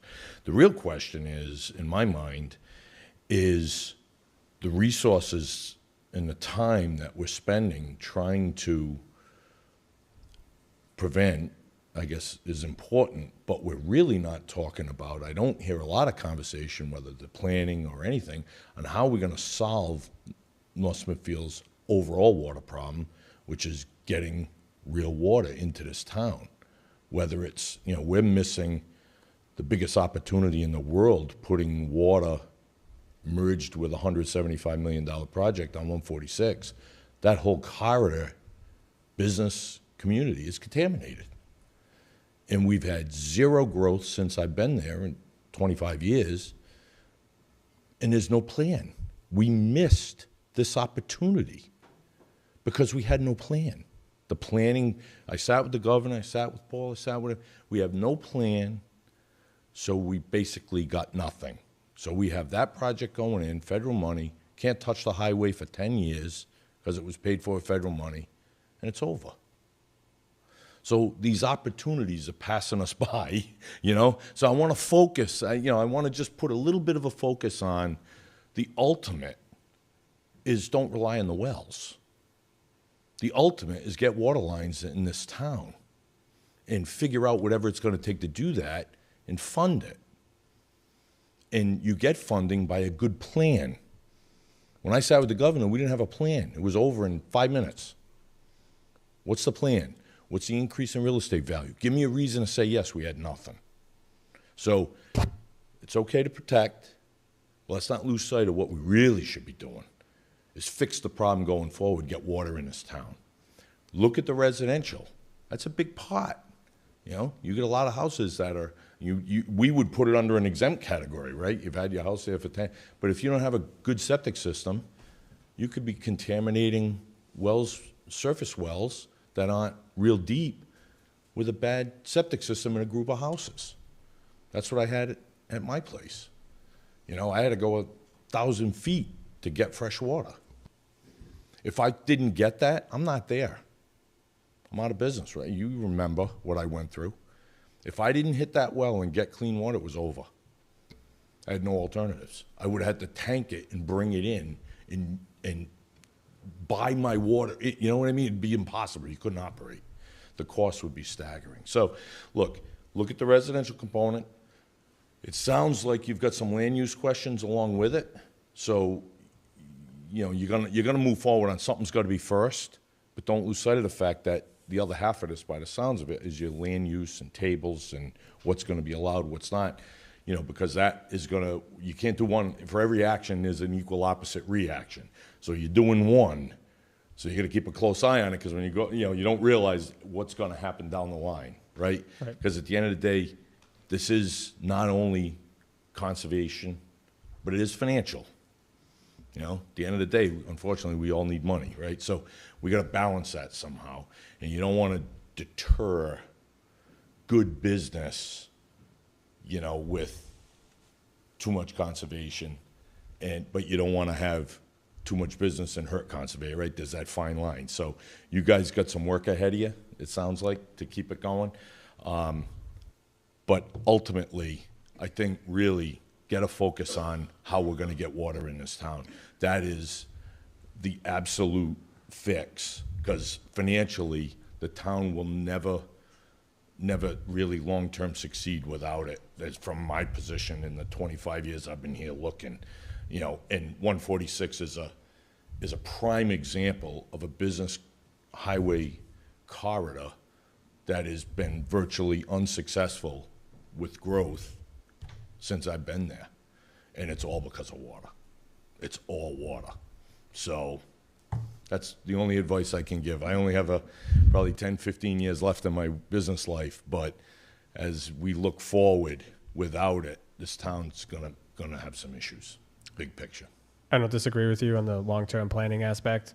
And I just want everyone, for people listening at home, to be clear that this group had no part of the 146. I know you're just suggesting it, but I just want to clarify. No, it's an important issue that probably should have been addressed sooner. Oh, and go on and on and on, right? Some of these areas you're trying to protect, you know, what's that look like a decade from now? If you're trying to work water deals right now, and there's some opportunity, right? Neighboring towns had some political changes. There may be some opportunity there to get back to the table and get to work and get something done.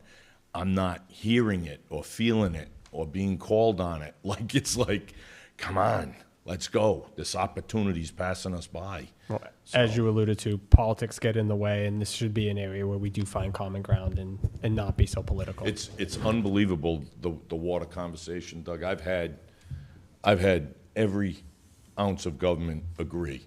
DEM, Department of Health, state officials, town officials, they all agree. They all agree. But it never moves. So, you know, we missed a huge opportunity on 146. Millions and millions of dollars for this town over the long haul. So I guess my only point would be focus on what the next opportunity is too, because ultimately that's the end game. You can conserve and protect, but at the end of the day, solve it. All right, thanks, guys.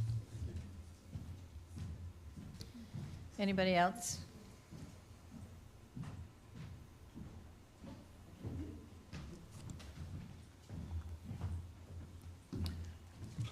First, I'd like to repeat what I said. And I don't like being called a liar, especially when you can review it on YouTube. Did anyone call you a liar? Yes, thank you. Well, watch the video and you can roll your eyes like you did when you said it. Just saying.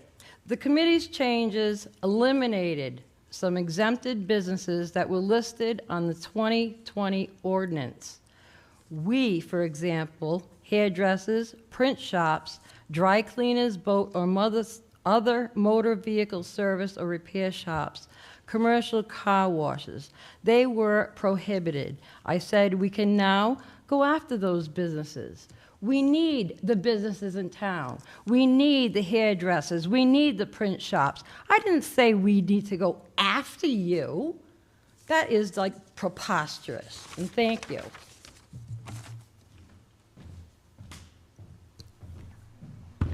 Anyone else like to speak? Yes, when I see 146, we should envision that, like the roads going into Boston. You have there's cars, there's everything, they've developed it. Somehow, northern Rhode Island has always been unwilling to. We've had businesses there that burned down. Nothing's really replaced them. But when I see your car dealership and the maintenance and how you really worked, and I just wanted you to know that my granddaughter just got out of college, bought her first car from you,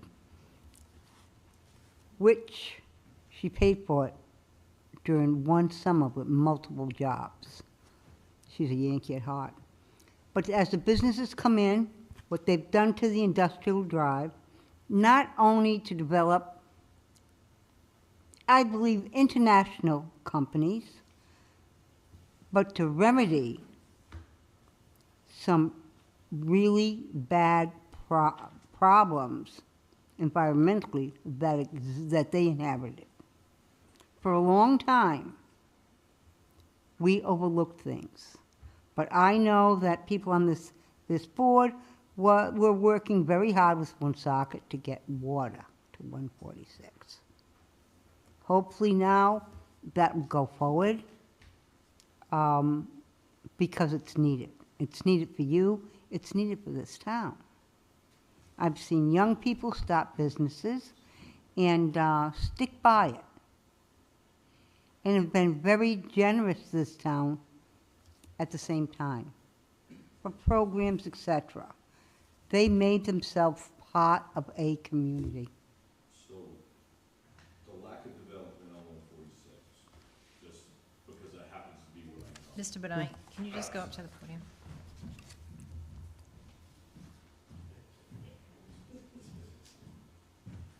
So just to clarify, you know, I know 146 pretty good, right? So the lack of development on 146 is because of regulation. You know, when you think about, and I'm not here to argue whether it's right or wrong. Oh, I'm just telling you the way it is. Absolutely. If the average size property over there is a couple acres or an acre, and you got rock, and you have wetlands, and you have a 200-foot radius of wellhead of virgin land, like I had to give 10 acres of land for a well. Wasn't even part of my master plan. The Department of Health found the property, found that I owned it, and said, put it over there. I'm like, that's residential. It has nothing to do with Too bad. Put it over there. So when you carve out a 200-foot radius of virgin land for a well, then carve out wetlands, then carve out all the other regulation, i.e. curb cuts, traffic, this, that. It's all these regulations that make it undevelopable, right? So when it comes to water, you eliminate 200 feet. Well, 200-foot radius of virgin land on a 1-acre parcel is a lot. You look at 146, when you start breaking down the lots, there aren't too many. I mean, I bought lots over a lot of years, and that would allowed me to do that. But short of that, all these, you know, little buildings, houses, they convert, they do that for a reason, because they can't meet the regulations. That's what's stunting the growth up there. You know, the first question from the governor was, okay, if we bring a water line, what's it going to do?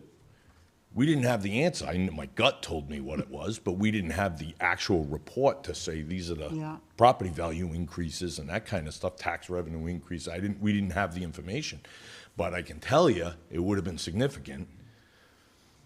So, you know, again, it's really important. Big picture, long after I'm gone, it's going to be really important to get water in this town, ultimately, because the regulations get more and more and more, i.e. we're sitting here talking about it, right or wrong. You know, I'm not here to judge whether it's right or wrong. But as regulations go up, you gotta, the valve for progress is supply the infrastructure. So, thank you.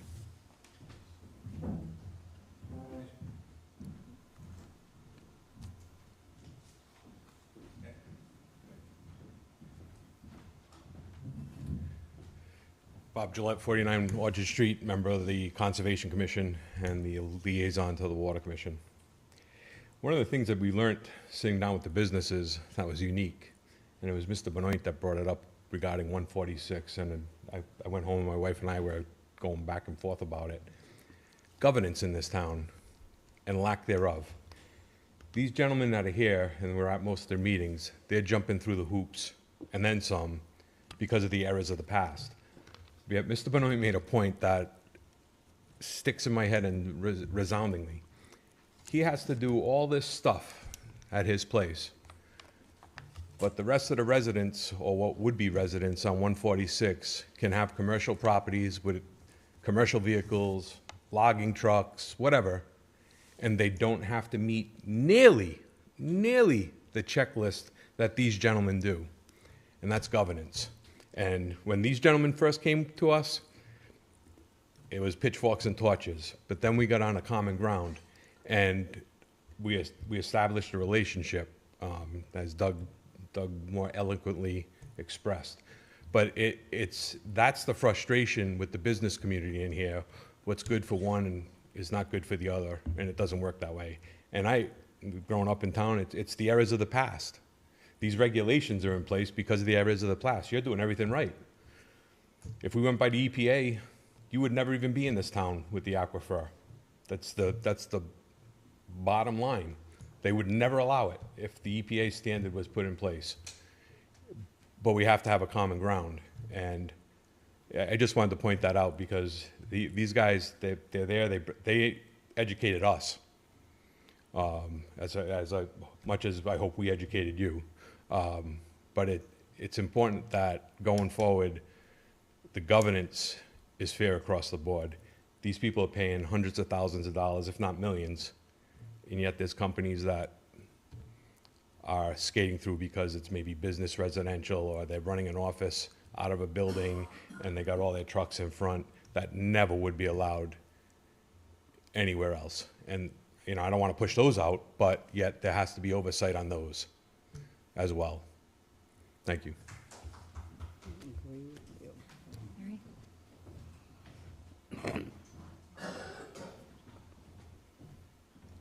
I just want to say I can appreciate the business concerns, but the qualities of water and the issues of water in this town have been long-standing. We've known for a long time that we have aquifers that we want to protect, and yet there are challenges to the aquifers all the time, whether it be solar canopies or whether it be businesses. The objective is to protect all residences, all businesses, and all water sources. I live in Union Village. Many of you know of the fire that broke out at Bernice Salzberg's house at 6:30 in the morning. There was no water in the hydrant or any of the hydrants on Great Road. Now, I'm told it's a Woonsocket water issue. I'm told that, that it's their problem. They're well aware of the problem. I've spoken to Woonsocket. I've also brought it to the Water Supply Board. I brought it to the town administrator. I spoke with Mr. Dakota and Maura Beck from the Water Department here. If Union Village goes up, it's a historic district. It's very, very congested. No one seems to be worried about the water in Union Village. We're worried about the water everywhere else. Slatersville, my understanding is, has its own water supply. But yet, when we talk about water, we have to talk about water for the entire town, not just businesses, those of us that have been residents for more than 35 years. We need to be protected too. So I'm all for whatever you can do to make sure that there's water going down 146, there's water going down 146A, there's water up at the top of Woonsocket Hill Road, and other areas where we really need water. As a committee, as a town, we need to work on that. Thank you. Anyone else like to speak?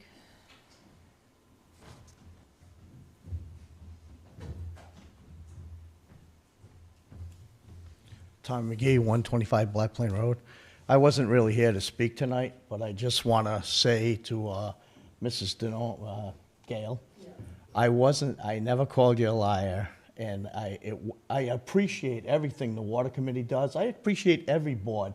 I feel bad for the Building Committee, everything that puts in so many hours and gets nothing out of it.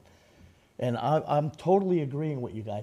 The only thing that, I'm a business owner, and I'm also been on the council and everything, and there's words that just go through me, and when you said we're gonna go after to me is like, come on, that's like, to me that's like a fighting word. We're gonna go after those businesses.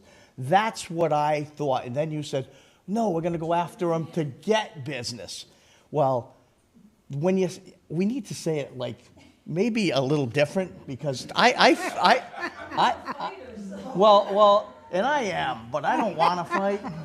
But I don't want you to go out of here. I've known you for a long time. You were happy one day when I did something with the night we were fighting, and I don't want to start a fight. I definitely don't want to be against this board, because like I said, the other night when 5 guys came up on the 19th and I sat in the audience, they said, Tommy, you got to come. Well, I got here, and 5 of the smartest guys spoke, and I'm like, I'm not dealing with this. These guys are, I couldn't hold a candle to any of the 5 guys that spoke. And then you guys all got together and worked out a plan. I came to the meetings, but I don't say anything because I'm not Gary Ozowski. I'm not any of these guys. I don't know anything about water other than how to fix a pipe. So I just wanted to clear that.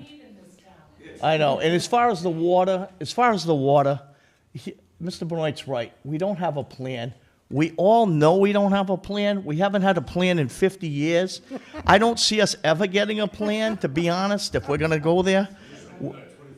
Yeah, we're not going to ever have a plan. I'm not too optimistic that we're going to have a plan. And if we're going to have a plan, that's the committee you need, someone with a plan, because Union Village, all those pipes are rotted. It's a big fight between Woonsocket and North Smithfield. We had that fight. And at the end of the day, Woonsocket isn't doing it. It's our property. And we don't want to do it. So are you afraid of the village? Well, you need to. You need to go and make a plan and get everyone on board, because I'm telling you, I've been here forever. Nothing moves. They just hide and do nothing. They want to spend as little money as they can on everything. And like little Mayberry never moves, So that's what's happened, It's been like that forever. And that's all I wanted to do is clear up that we had a difference in, Yeah, the fighting words. So now, you know, I don't want to look like I was fighting. And like I said, like Jay said, hey, I liked it. The businesses got together. Doug, that was great. And I even listened to some of the stuff tonight. Not that I don't, but I listened to some of the things you said, and I'm like, geez, both sides had good input. And like I said, I'm not weighing in on that. I just want to be a fair person. I wanted to say, hey, the fighting words kind of got me upset, but I want to get up here and say, you know, okay, you cleared it. We're good. All right. Thank you. Yeah, that's it. I don't know who's going to follow Tommy. Tom, who's going to follow you? Anybody else like to speak? Anyone else? One last time, anyone like to speak? Okay. All right, you want to close the public hearing? So then I'll make a motion to close the public hearing. Second? We have a motion and a second. Any further discussion? Roll call, please. Mr. Biragad. Yes. Ms. Hamilton. Yes. Mrs. O'Hara. Yes. Mr. Ogier. Yes. Ms. Alves. Yes. May I ask Mr. Ogier a question? Doug, could you just clarify to me and everybody else, if somebody goes to the area today, like on Industrial Drive to start a business, what's different today that they're going to have to deal with as opposed to what's going to be different if your ordinance goes through? What's the big difference that's going to take place? Are you talking about in terms of like the regulations that Yeah. the town may impose? So How much more difficult is it going to be to go in there and start a business today or if this goes through?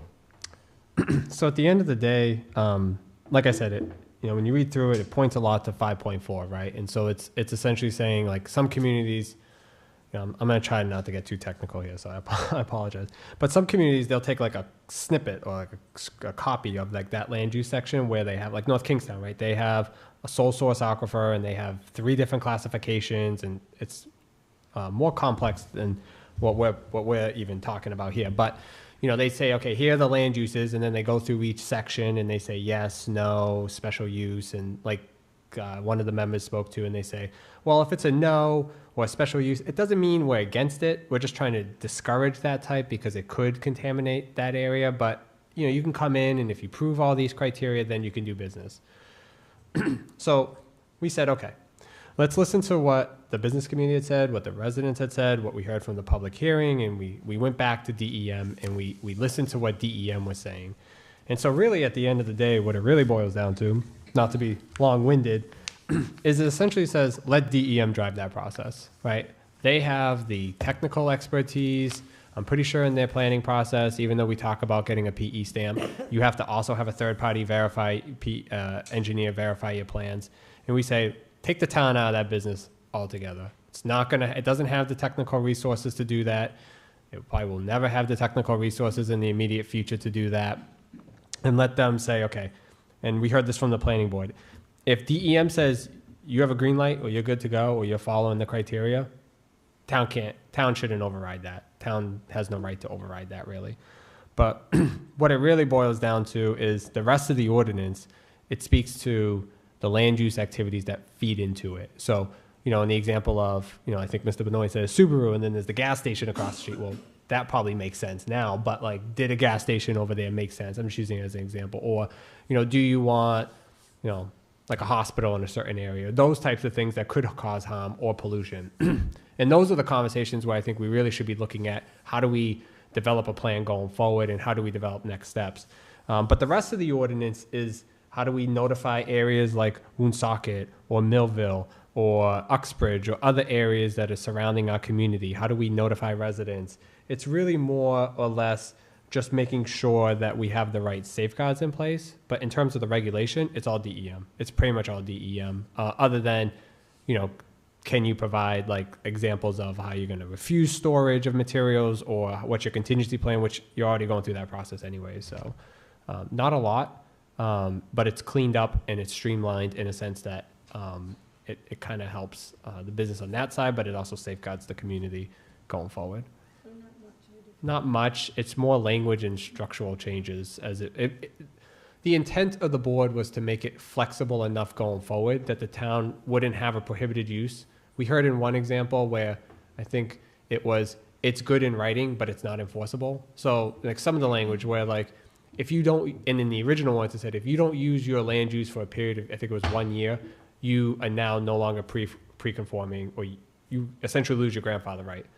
We took that out because it's not believed that that rule actually really applies. If you were to challenge it, there was language in the original one that said if you were to challenge it, the town would be set up for an appeal and would probably lose that appeal because the language was contradictory to state law. So we tried to streamline those things, tried to make it less confusing, tried to make it flexible enough that moving forward, it was clearer to understand, but it was really the starting point for those land use conversations.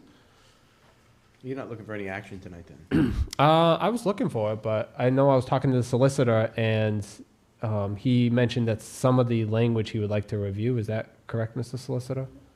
Well, I just wanted to point out that the criteria under a special use permit by state law is now mandated to be required as of January 1st. It has to be specific and objective.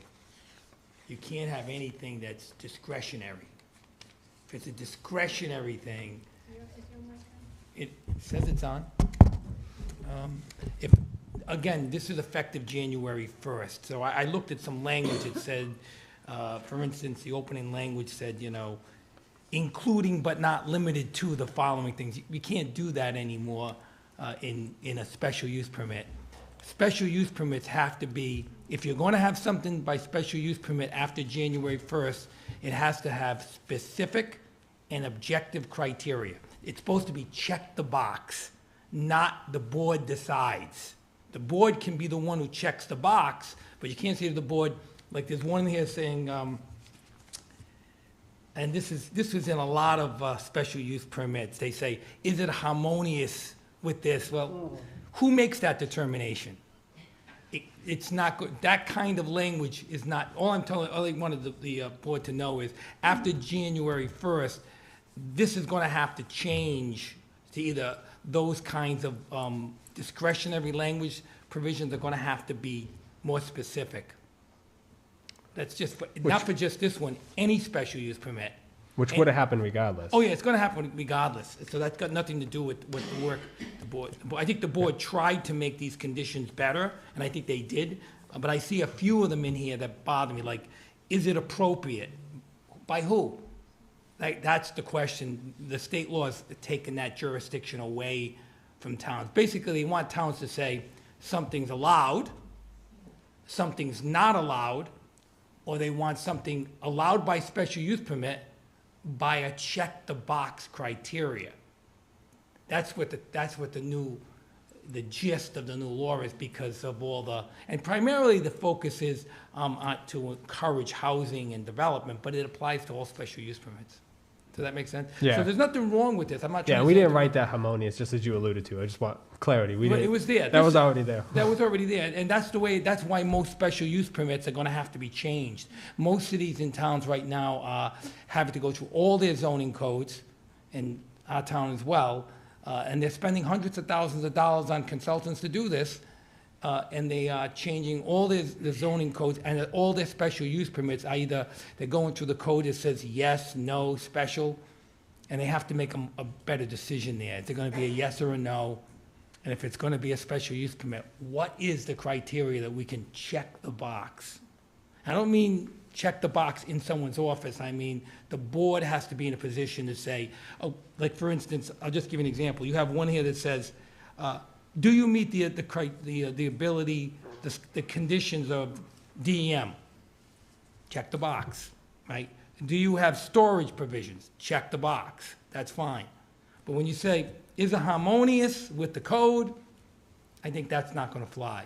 Harmonious with, who decides that? It's too discretionary. That's my gist of what I said. Now, again, this is still in flux. It hasn't been challenged. It hasn't been laid down, but solicitors and lawyers across the state are wrestling with what I'm talking about with you right now. We're trying to make it so towns can have a good code that's defendable in court. That's what's going on. So nothing wrong with this right now, but I just want you to know, and those who work so hard on it, there's gonna be some mandatory changes by state law. Yeah. That's all.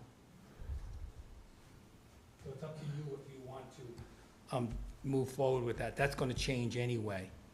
That's kind of how we were, I think that's the advice you provided at one of our meetings, was to move forward as assuming those changes weren't taking place, and that's the nature. We tried to balance the changes that were coming and working with the planner, as David alluded to, but knowing that there was probably still changes that would take place even after the fact. The only other thing that we are waiting on is the planning board still has to finalize its recommendation. The sentiment there has been positive, but we were supposed to meet with them before this meeting, but they had a posting error at the Secretary of State's site, and they had to cancel that meeting. And so the reason for the delay is just like, we had came up at the council meeting, they also wanted us to meet with the local business community, and we did. And I'm thankful for that recommendation, because like has been alluded, we had learned a lot to help improve this ordinance from both the commercial and the residential side. But the changes that were expressed here tonight, a lot of those were verbalized at the time, and they wanted to see them in writing. So that's the version that we're looking at tonight. And so I don't foresee any challenges with that, but I just wanted the board, the council to know that is one of the things that is still outstanding. It doesn't mean we couldn't take an action tonight, but I just wanted the council to know that as well.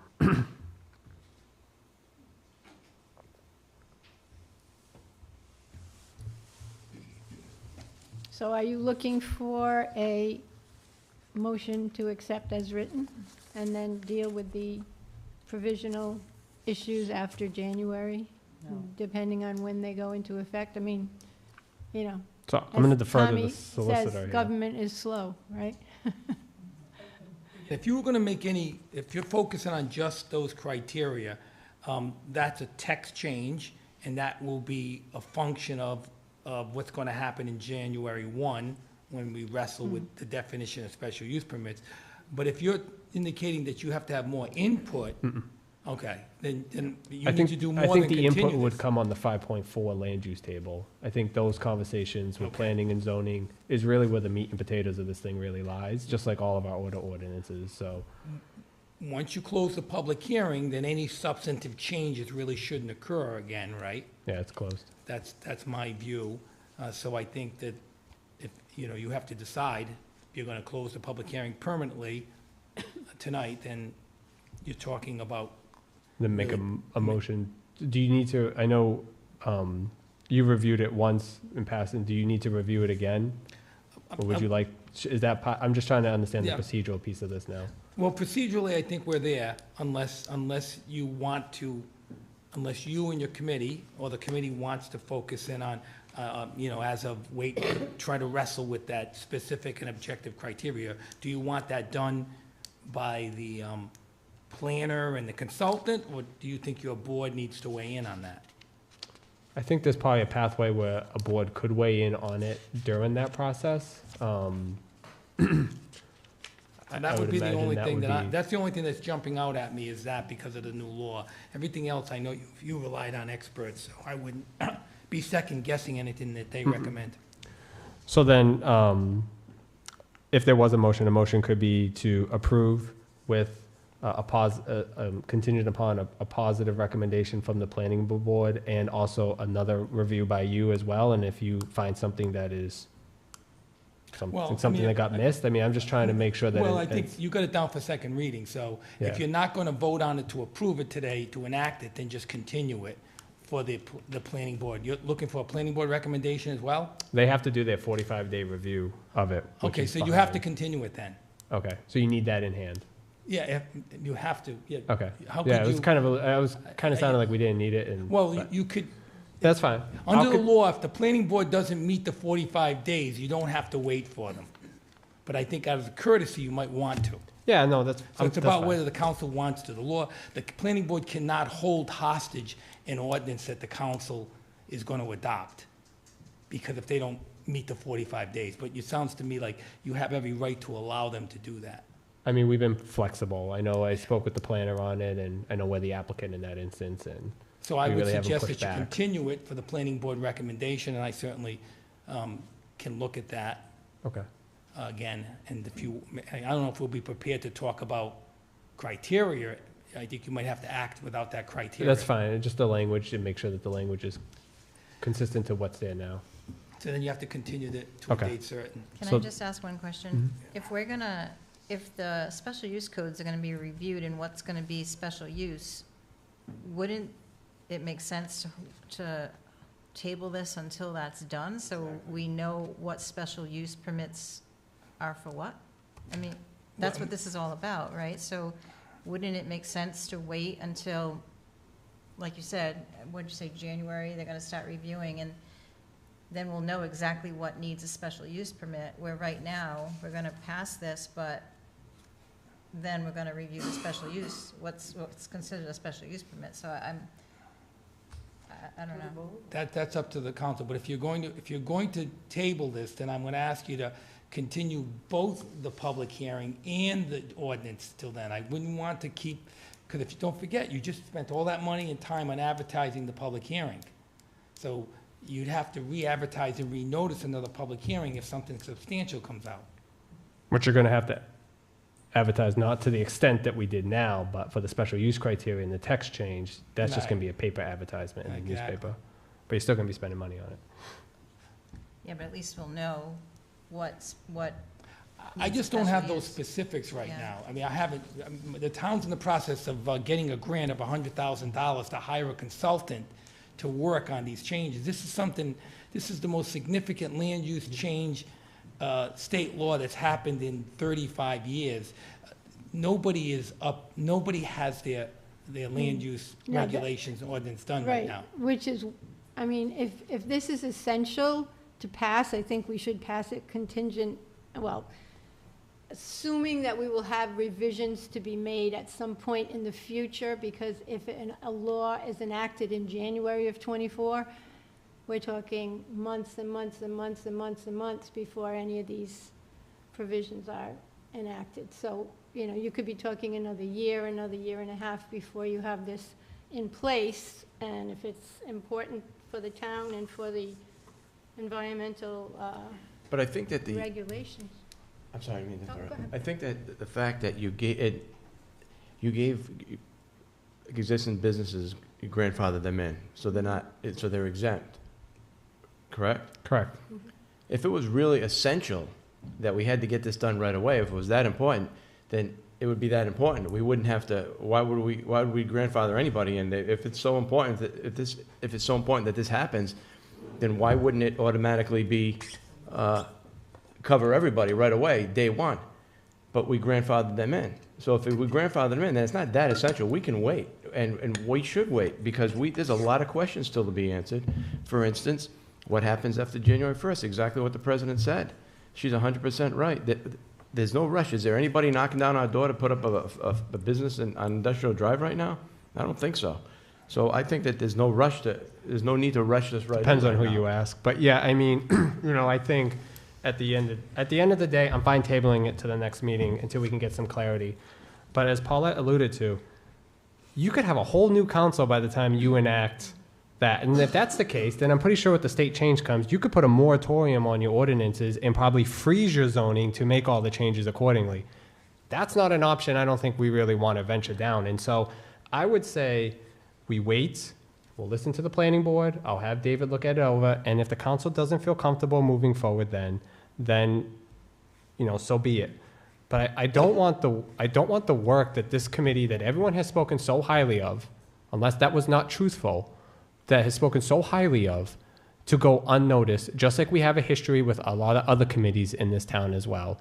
And so we have met with a lot of people. We have taken a lot of advice from DEM. Everyone wants to discredit a lot of other people, but at the end of the day, we took direction from DEM. So if you say there's some things wrong in here, you're essentially saying that's on DEM.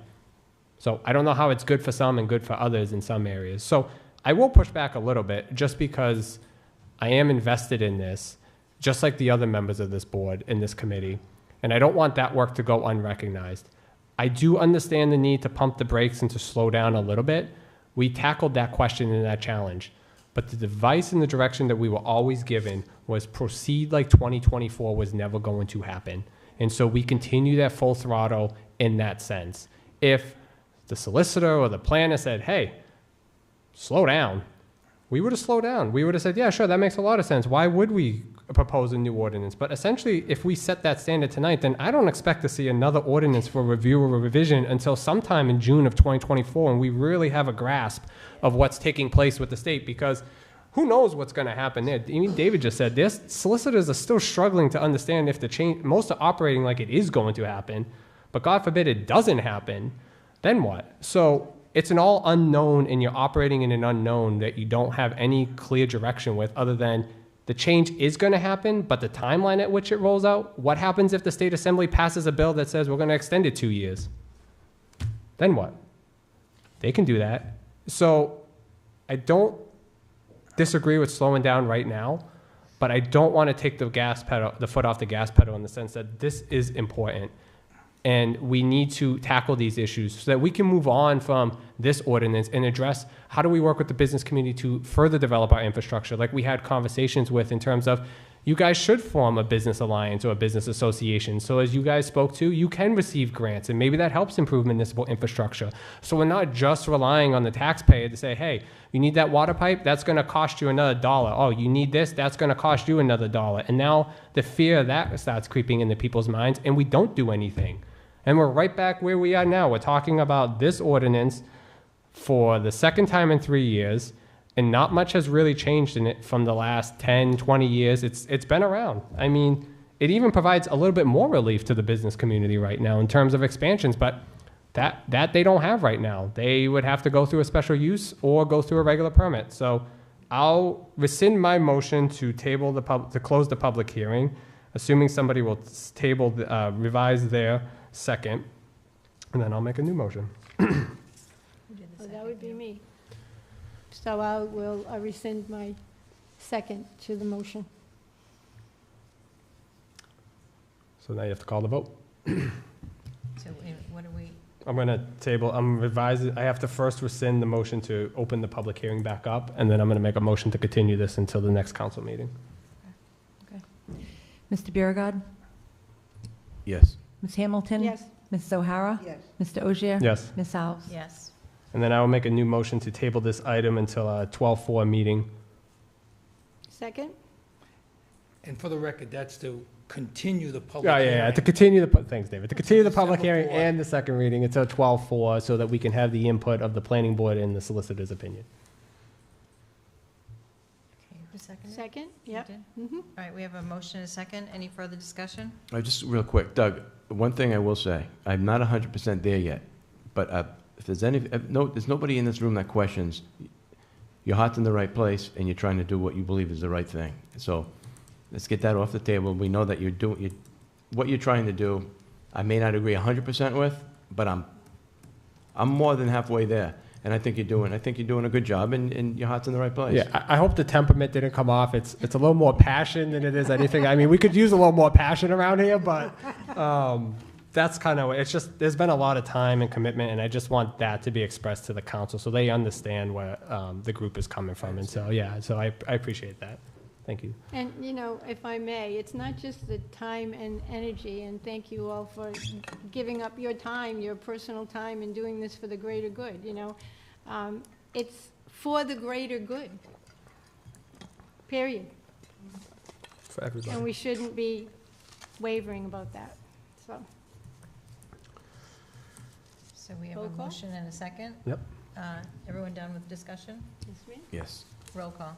Mr. Biragad? Yes. Ms. Hamilton? Yes. Mrs. O'Hara? Yes. Mr. Ogier? Yes. Ms. Alves? Yes. Thank you. All right. Discussion by council vote or other action on adoption of the revised and reorganized code of the town of North Smithfield, including Schedule A in zoning. Town clerk? So this is our general code, which will be our new ordinance, the company that we're using. And this came before the council in the end of June, beginning of July. And we had some changes that the planner looked at for us, revised during, I think it was like building and planning ordinances. So that was approved, and we're all set, and it's mainly just typos, up-to-date legislation, things like that. There are no actual changes in here to the code. So it's just a revised code for the new company that we're using. So with the changes coming in '24, David, does it make sense to approve this? Not being facetious, I'm just. Well, can I? Council's aware, the charter requires that the code be updated every 10 years. That's why this is here. I don't know when the last time there was a full update. And as you know, because of the lack of it being updated in the proper way, there was a miscommunication a few months ago because A kerfuffle. the code that everybody looked on the line wasn't there. This is really a requirement that we get the code up to date online in the books. I think the clerk is going to suggest, and I'm going to agree, when this is done, the council really should be keeping the general code company annually renewing your code, so nobody ever looks online and is missing a code, and that includes myself. So point of order, I'm going to make a motion to open the public hearing. Oh, yes, that's correct. Second? Roll call. Mr. Biragad. Yes. Ms. Hamilton. Yes. Ms. O'Hara. Yes. Mr. Ogier. Yes. Ms. Alves. Yes. And so, David, again, a lot of changes in here as it relates to special use and other things will be reviewed anyways as part of the state. To the extent that they apply, but my understanding was that general code was really looking at the code. First of all, the code got submitted to all the departments.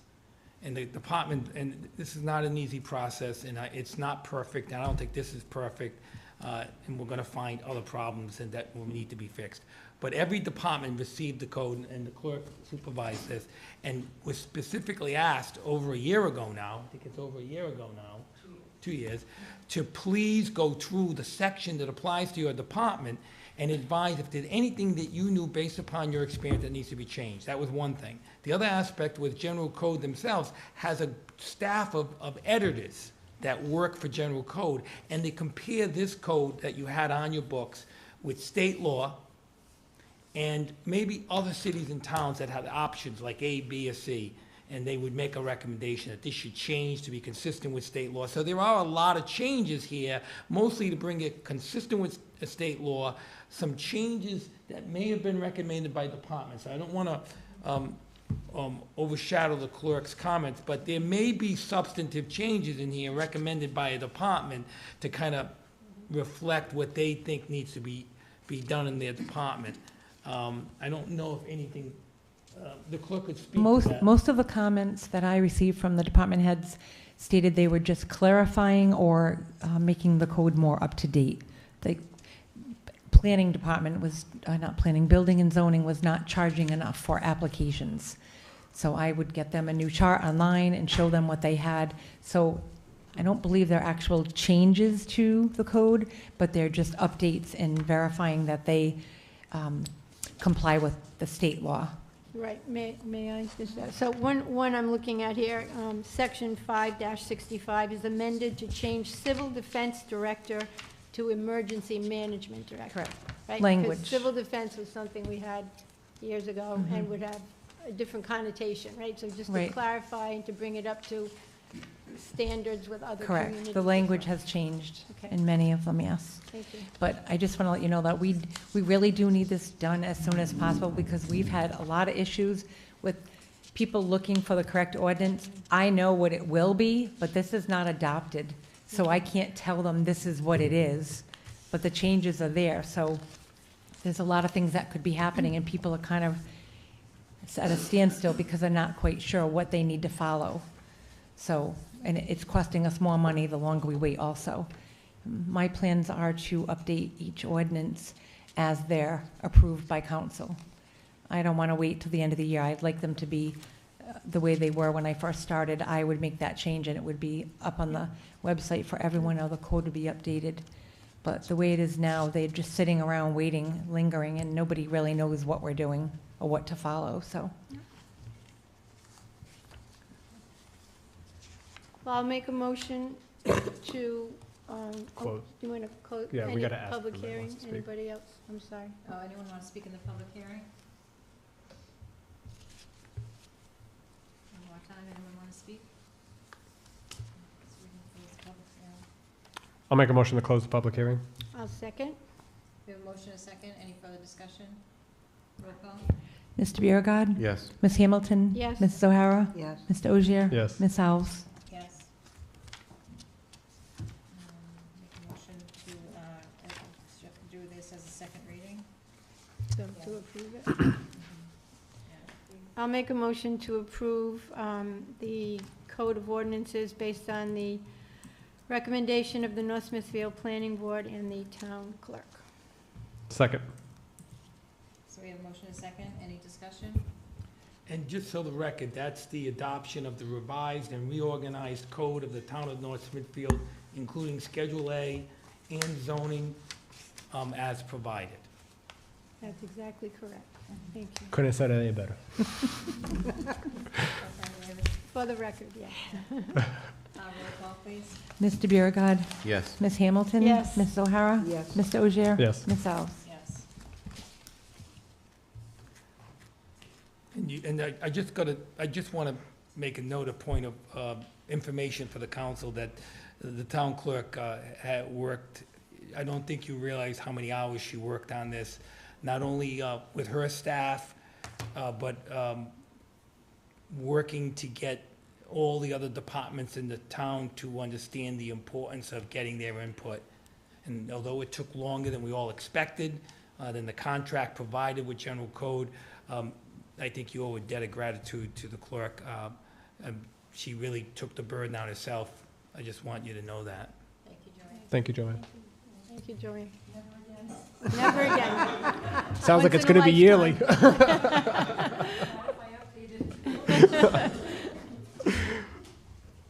Thank you. Thank you. All right, North Smithfield Town Council sitting as the Board of License Commissioners. Discussion by council vote or other action on renewal of yearly licenses 2023 to 2024. Do we want to extend first? All right, I'll make a motion to extend the meeting by Half hour? half hour. I don't think we'll use it all. Yeah. We have a motion to extend. Is there a second? Second? Roll call, please. Mr. Biragad. Yes. Ms. Hamilton. Yes. Mrs. O'Hara. Yes. Mr. Ogier. Yes. Ms. Alves. Yes. Now, we can just approve these by group? Okay. We did it like a consent agenda, if anybody had one they wanted to pull, otherwise we approve it as a block. Like Yeah, that makes sense. So Yeah, the motion, So all like Right. package stores and Yeah, then just that approve? makes Okay. sense. The clerk's office will be watching each one because they have different categories that they go through. And if we're waiting for something that, if one of them have applied, say it was Hercules Pizza, and we're waiting for something, that cannot move forward until we receive any documents or whether it's a certificate from the state or good standing. But as long as we have the approval, then nobody will be late on their licenses and they'll Okay. Cool. be all set to move forward. Okay, perfect. All right. so then I'll make a motion to approve the Class A package store Second? group. All right, we have a motion, a second. Further discussion? Roll call? Mr. Biragad. Yes. Ms. Hamilton. Yes. Mrs. O'Hara. Yes. Mr. Ogier. Yes. Ms. Alves. Yes. I'll make a motion to approve the Class BV victualling license group. I'll second. We have a motion, a second. Any discussion? Roll call? Mr. Biragad. Yes. Ms. Hamilton. Yes. Mrs. O'Hara. Yes. Mr. Ogier. Yes. Ms. Alves. Yes. I'll make a motion to approve the Class BVL victualling limited license group. Second? We have a motion, a second. Any discussion? Roll call? Mr. Biragad. Yes. Ms. Hamilton. Yes. Mrs. O'Hara. Yes. Mr. Ogier. Yes. Ms. Alves. Yes. I'll make a motion to approve Class D club full privilege. Second? We have a motion, a second. Any discussion? Roll call? Mr. Biragad. Yes. Ms. Hamilton. Yes. Mrs. O'Hara. Yes. Mr. Ogier. Yes. Ms. Alves. Yes. I'll make a motion to approve victualling licenses with extended hours of 2 a.m. to 6 a.m. in all holiday sales. Second? Motion is second. Any further discussion? Roll call? Mr. Biragad. Yes. Ms. Hamilton. Yes. Mrs. O'Hara. Yes. Mr. Ogier. Yes. Ms. Alves. Yes. I'll make a motion to approve the victualling licenses with holiday sales. Second? We have a motion and a second. Any further discussion? Roll call? Mr. Biragad. Yes. Ms. Hamilton. Yes. Mrs. O'Hara. Yes. Mr. Ogier. Yes. Ms. Alves. Yes. I'll make a motion to approve the victualling license with theater. Second? We have a motion and a second. Any discussion? Roll call? Mr. Biragad. Yes. Ms. Hamilton. Yes. Mrs. O'Hara. Yes. Mr. Ogier. Yes. Ms. Alves. Yes. I'll make a motion to approve the victualling licenses only. Second? We have a motion and a second. Any discussion? Roll call? Mr. Biragad. Yes. Ms. Hamilton. Yes. Mrs. O'Hara. Yes. Mr. Ogier. Yes. Ms. Alves. Yes. I'll make a motion to approve holiday sales license only. Second? We have a motion and a second. Any discussion? Roll call? Mr. Biragad. Yes. Ms. Hamilton. Yes. Mrs. O'Hara. Yes. Mr. Ogier. Yes. Ms. Alves. Yes. I'll make a motion to approve bingo. Ooh, I'll second that. The license group, not the game. We have a motion and a second. Any discussion? Roll call? Mr. Biragad. Yes. Ms. Hamilton. Yes. Mrs. O'Hara. Yes. Mr. Ogier. Yes. Ms. Alves. Yes. I'll make a motion to the license group board dogs and cats, so cats and dogs. Second? We have a motion and a second. Any discussion? Roll call? Mr. Biragad. Yes. Ms. Hamilton. Yes. Mrs. O'Hara. Yes. Mr. Ogier. Yes. Ms. Alves. Yes. I'll make a motion to approve dry cleaners license. Second? We have a motion and a second. Any discussion? Roll call, please. Mr. Biragad. Yes. Ms. Hamilton. Yes. Mrs. O'Hara. Yes. Mr. Ogier. Yes. Ms. Alves. Yes. I'll make a motion to approve firearms and/or ammunition license with additional approval from ATF. Second? We have a motion and a second. Any discussion? Roll call, please. Mr. Biragad. Yes. Ms. Hamilton. Yes. Mrs. O'Hara. Yes. Mr. Ogier. Yes. Ms. Alves. Yes. I'll make a motion to approve the flea market license. May I ask a quick question? Is that still in business? They are open for one more year, Oh, so, okay. Yeah. yes. Okay, second? Thank you. We have a motion and a second. Any discussion? Roll call? Mr. Biragad. Yes. Ms. Hamilton. Yes. Mrs. O'Hara. Yes. Mr. Ogier. Yes. Ms. Alves. Yes. I'll make a motion to approve the hotel motel license. Second? We have a motion and a second. Any discussion? Roll call, please. Mr. Biragad. Yes. Ms. Hamilton. Yes. Mrs. O'Hara. Yes. Mr. Ogier. Yes. Ms. Alves. Yes. I'll make a motion to approve the junkyard license. Second? We have a motion and a second. Any discussion? Roll call, please. Mr. Biragad. Yes. Ms. Hamilton. Yes. Mrs. O'Hara. Yes. Mr. Ogier. Yes. Ms. Alves. Yes.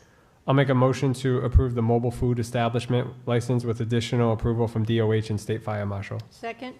We have a motion and a second. Any discussion? Roll call, please. Mr. Biragad. Yes. Ms. Hamilton. Yes. Mrs. O'Hara. Yes. Mr. Ogier. Yes. Ms. Alves. Yes. I'll make a motion to approve the secondhand license. Second? We have a motion and a second. Any discussion? Roll call, please. Mr. Biragad. Yes. Ms. Hamilton. Yes. Mrs. O'Hara. Yes. Mr. Ogier. Yes. Ms. Alves. Yes. And then I'll make a motion to approve a license for solicitation. Second? We have a motion and a second. Any discussion? Roll call, please. Mr. Biragad. Yes. Ms. Hamilton. Yes. Mrs. O'Hara. Yes. Mr. Ogier. Yes. Ms. Alves. Yes. Thank you. All right, and then the last item is open forum agenda items only pursuant to 42-46-6D, maximum 3 minutes per person. Anyone like to speak? Madam President, can I just Oh, I'm sorry. interject for 1 second? When you made the motion for the code, did we include the zoning? Because the zoning's also on this. I thought did we adopt the whole thing? Mm-hmm. I thought we adopted the whole thing. Okay, Mm-hmm. okay, just, We just need a new cover sheet. okay. For the record, if you Yeah. check the record, I thought I had read the item that said the revised and reorganized code of the town of Smithfield, including Schedule A and zoning. Mm-hmm. Yeah. But I put that on the record, Mhm. and And I you second. adopted my. Yeah. Correct. Yes. Do you have that, Madam Clerk, in the minutes, that I said that? Yes. If I read that, is that sufficient? Should be. I read the agenda item. Yes. That's perfect. Hold on 1 second. We're missing something? So what, I know what you're questioning. The motion that was made was by Mr. Ogier and Ms. Hamilton to rescind their vote and withdraw their motion to close. We're on a meeting separate and issue, we're on the continue. water issue. Okay, so now, is that what you're talking about? Can I speak? Yeah. I believe you did a motion to approve exactly what the solicitor just said, and it was seconded, but I don't think you voted. I have. Yeah. I thought we Yeah, voted. Yeah. I think what happened, Joanne, is Paulette made the motion, and I seconded it, and then after the fact, David chimed in with additional verbiage. Mm-hmm. So if it's cleaner, we don't need to rescind the motion, right? No. We just note the addition. No, we're good. I We're good? thought you were talking about the zoning one. No. Yes. I don't think you voted. Okay, we can do a roll call now. We All can right, do a well. roll call. Okay. Okay, you want, Listen. Joanne, you want to do a roll call for Sure. that? Mr. Biragad? Yes. Ms. Hamilton? Yes. Should we state the motion again? All right, Both. yeah, let's redo the motion, so. All right. For the record, my understanding was, item D on the agenda, the motion was, or the motion should be, The adoption. to adopt the revised and reorganized code of the town of North Smithfield, including Schedule A and zoning. And so someone should make that motion, a second roll call, to make sure we have. I'll make a motion to adopt the revised and reorganized code of the town of North Smithfield, including Schedule A and zoning. Second. Okay, we have a motion and a second. Any discussion? Roll call? Mr. Biragad? Yes. Ms. Hamilton? Yes. Mrs. O'Hara? Yes. Mr. Ogier? Yes. Ms. Alves? Yes. Okay, Mally, go ahead. Huh? Now we're good. Now we're good. We're all caught up. Mally Jones, 62 Ferrier Street. My comments are, I know because this has to be an agenda item thing, right? So my comments are related to the resignations from the task force and some lessons that can be taken when we put a new task force into place and put them together, and specifying the roles and responsibilities of the task force. And first and foremost, I would like to say, I know that this group, they put in a tremendous amount of time and a tremendous amount of effort. Having spent some time on the planning board, I am well aware of what's involved in working on those boards, and anyone who works on those boards, you know, my hat is off to you, because it's a lot of time. It's a lot of work. But having said that, over the course of the past 8 months, it became obvious to me that there was not a free flow of information from the task force to the town council and to the public. It really could be considered gatekeeping of that information, in my opinion. And the information that is out there is still not up to date. Information about the 2 most recent iterations of the Tecton proposals, for instance. The most recent piece that is out there is still the one from 2021, and that was not made publicly available until the spring of this year. So this lack of publicly available information and the unfortunate misinformation that was disseminated in the lead up to the vote was a disservice to the voters, in my opinion. It is one thing if a voter chooses not to educate themselves. It is a travesty if voters are not, despite repeated requests, provided with complete, accurate information to use when making their decision. I hope that the council will task the new MBRTF with timely release of information to the town council and to the public, and that information be complete and accurate. In that same vein, I assume that all work product of the task force is the property of the town and not of the individuals on the board, that it belongs to the board and not to the individuals. I trust that steps will be taken by the town to take possession of any and all work of the task force so that this information can be used by the members of the new task force. The new task force is going to be challenged by the time-sensitive nature of the work that they will need to do if a new bond question is to make it onto that November 2024 ballot. And it is imperative that they have at their disposal the resources that they need to meet the challenges, that challenge, and other challenges, including they need all of the records and all of the resources from the previous task force in order for them to hopefully be successful, because we need to move on this. I mean, we know we need to move on it. It's a big job for the new task force. And so let's make sure that they have all of the tools that they need in order to be successful. Thank you. Thank you. Anyone else like to speak? One more time, anyone like to speak? Okay. Anyone like to make a motion to adjourn? Motion to adjourn. Second. All in favor, say aye. Aye. Happy Thanksgiving. And the gavel.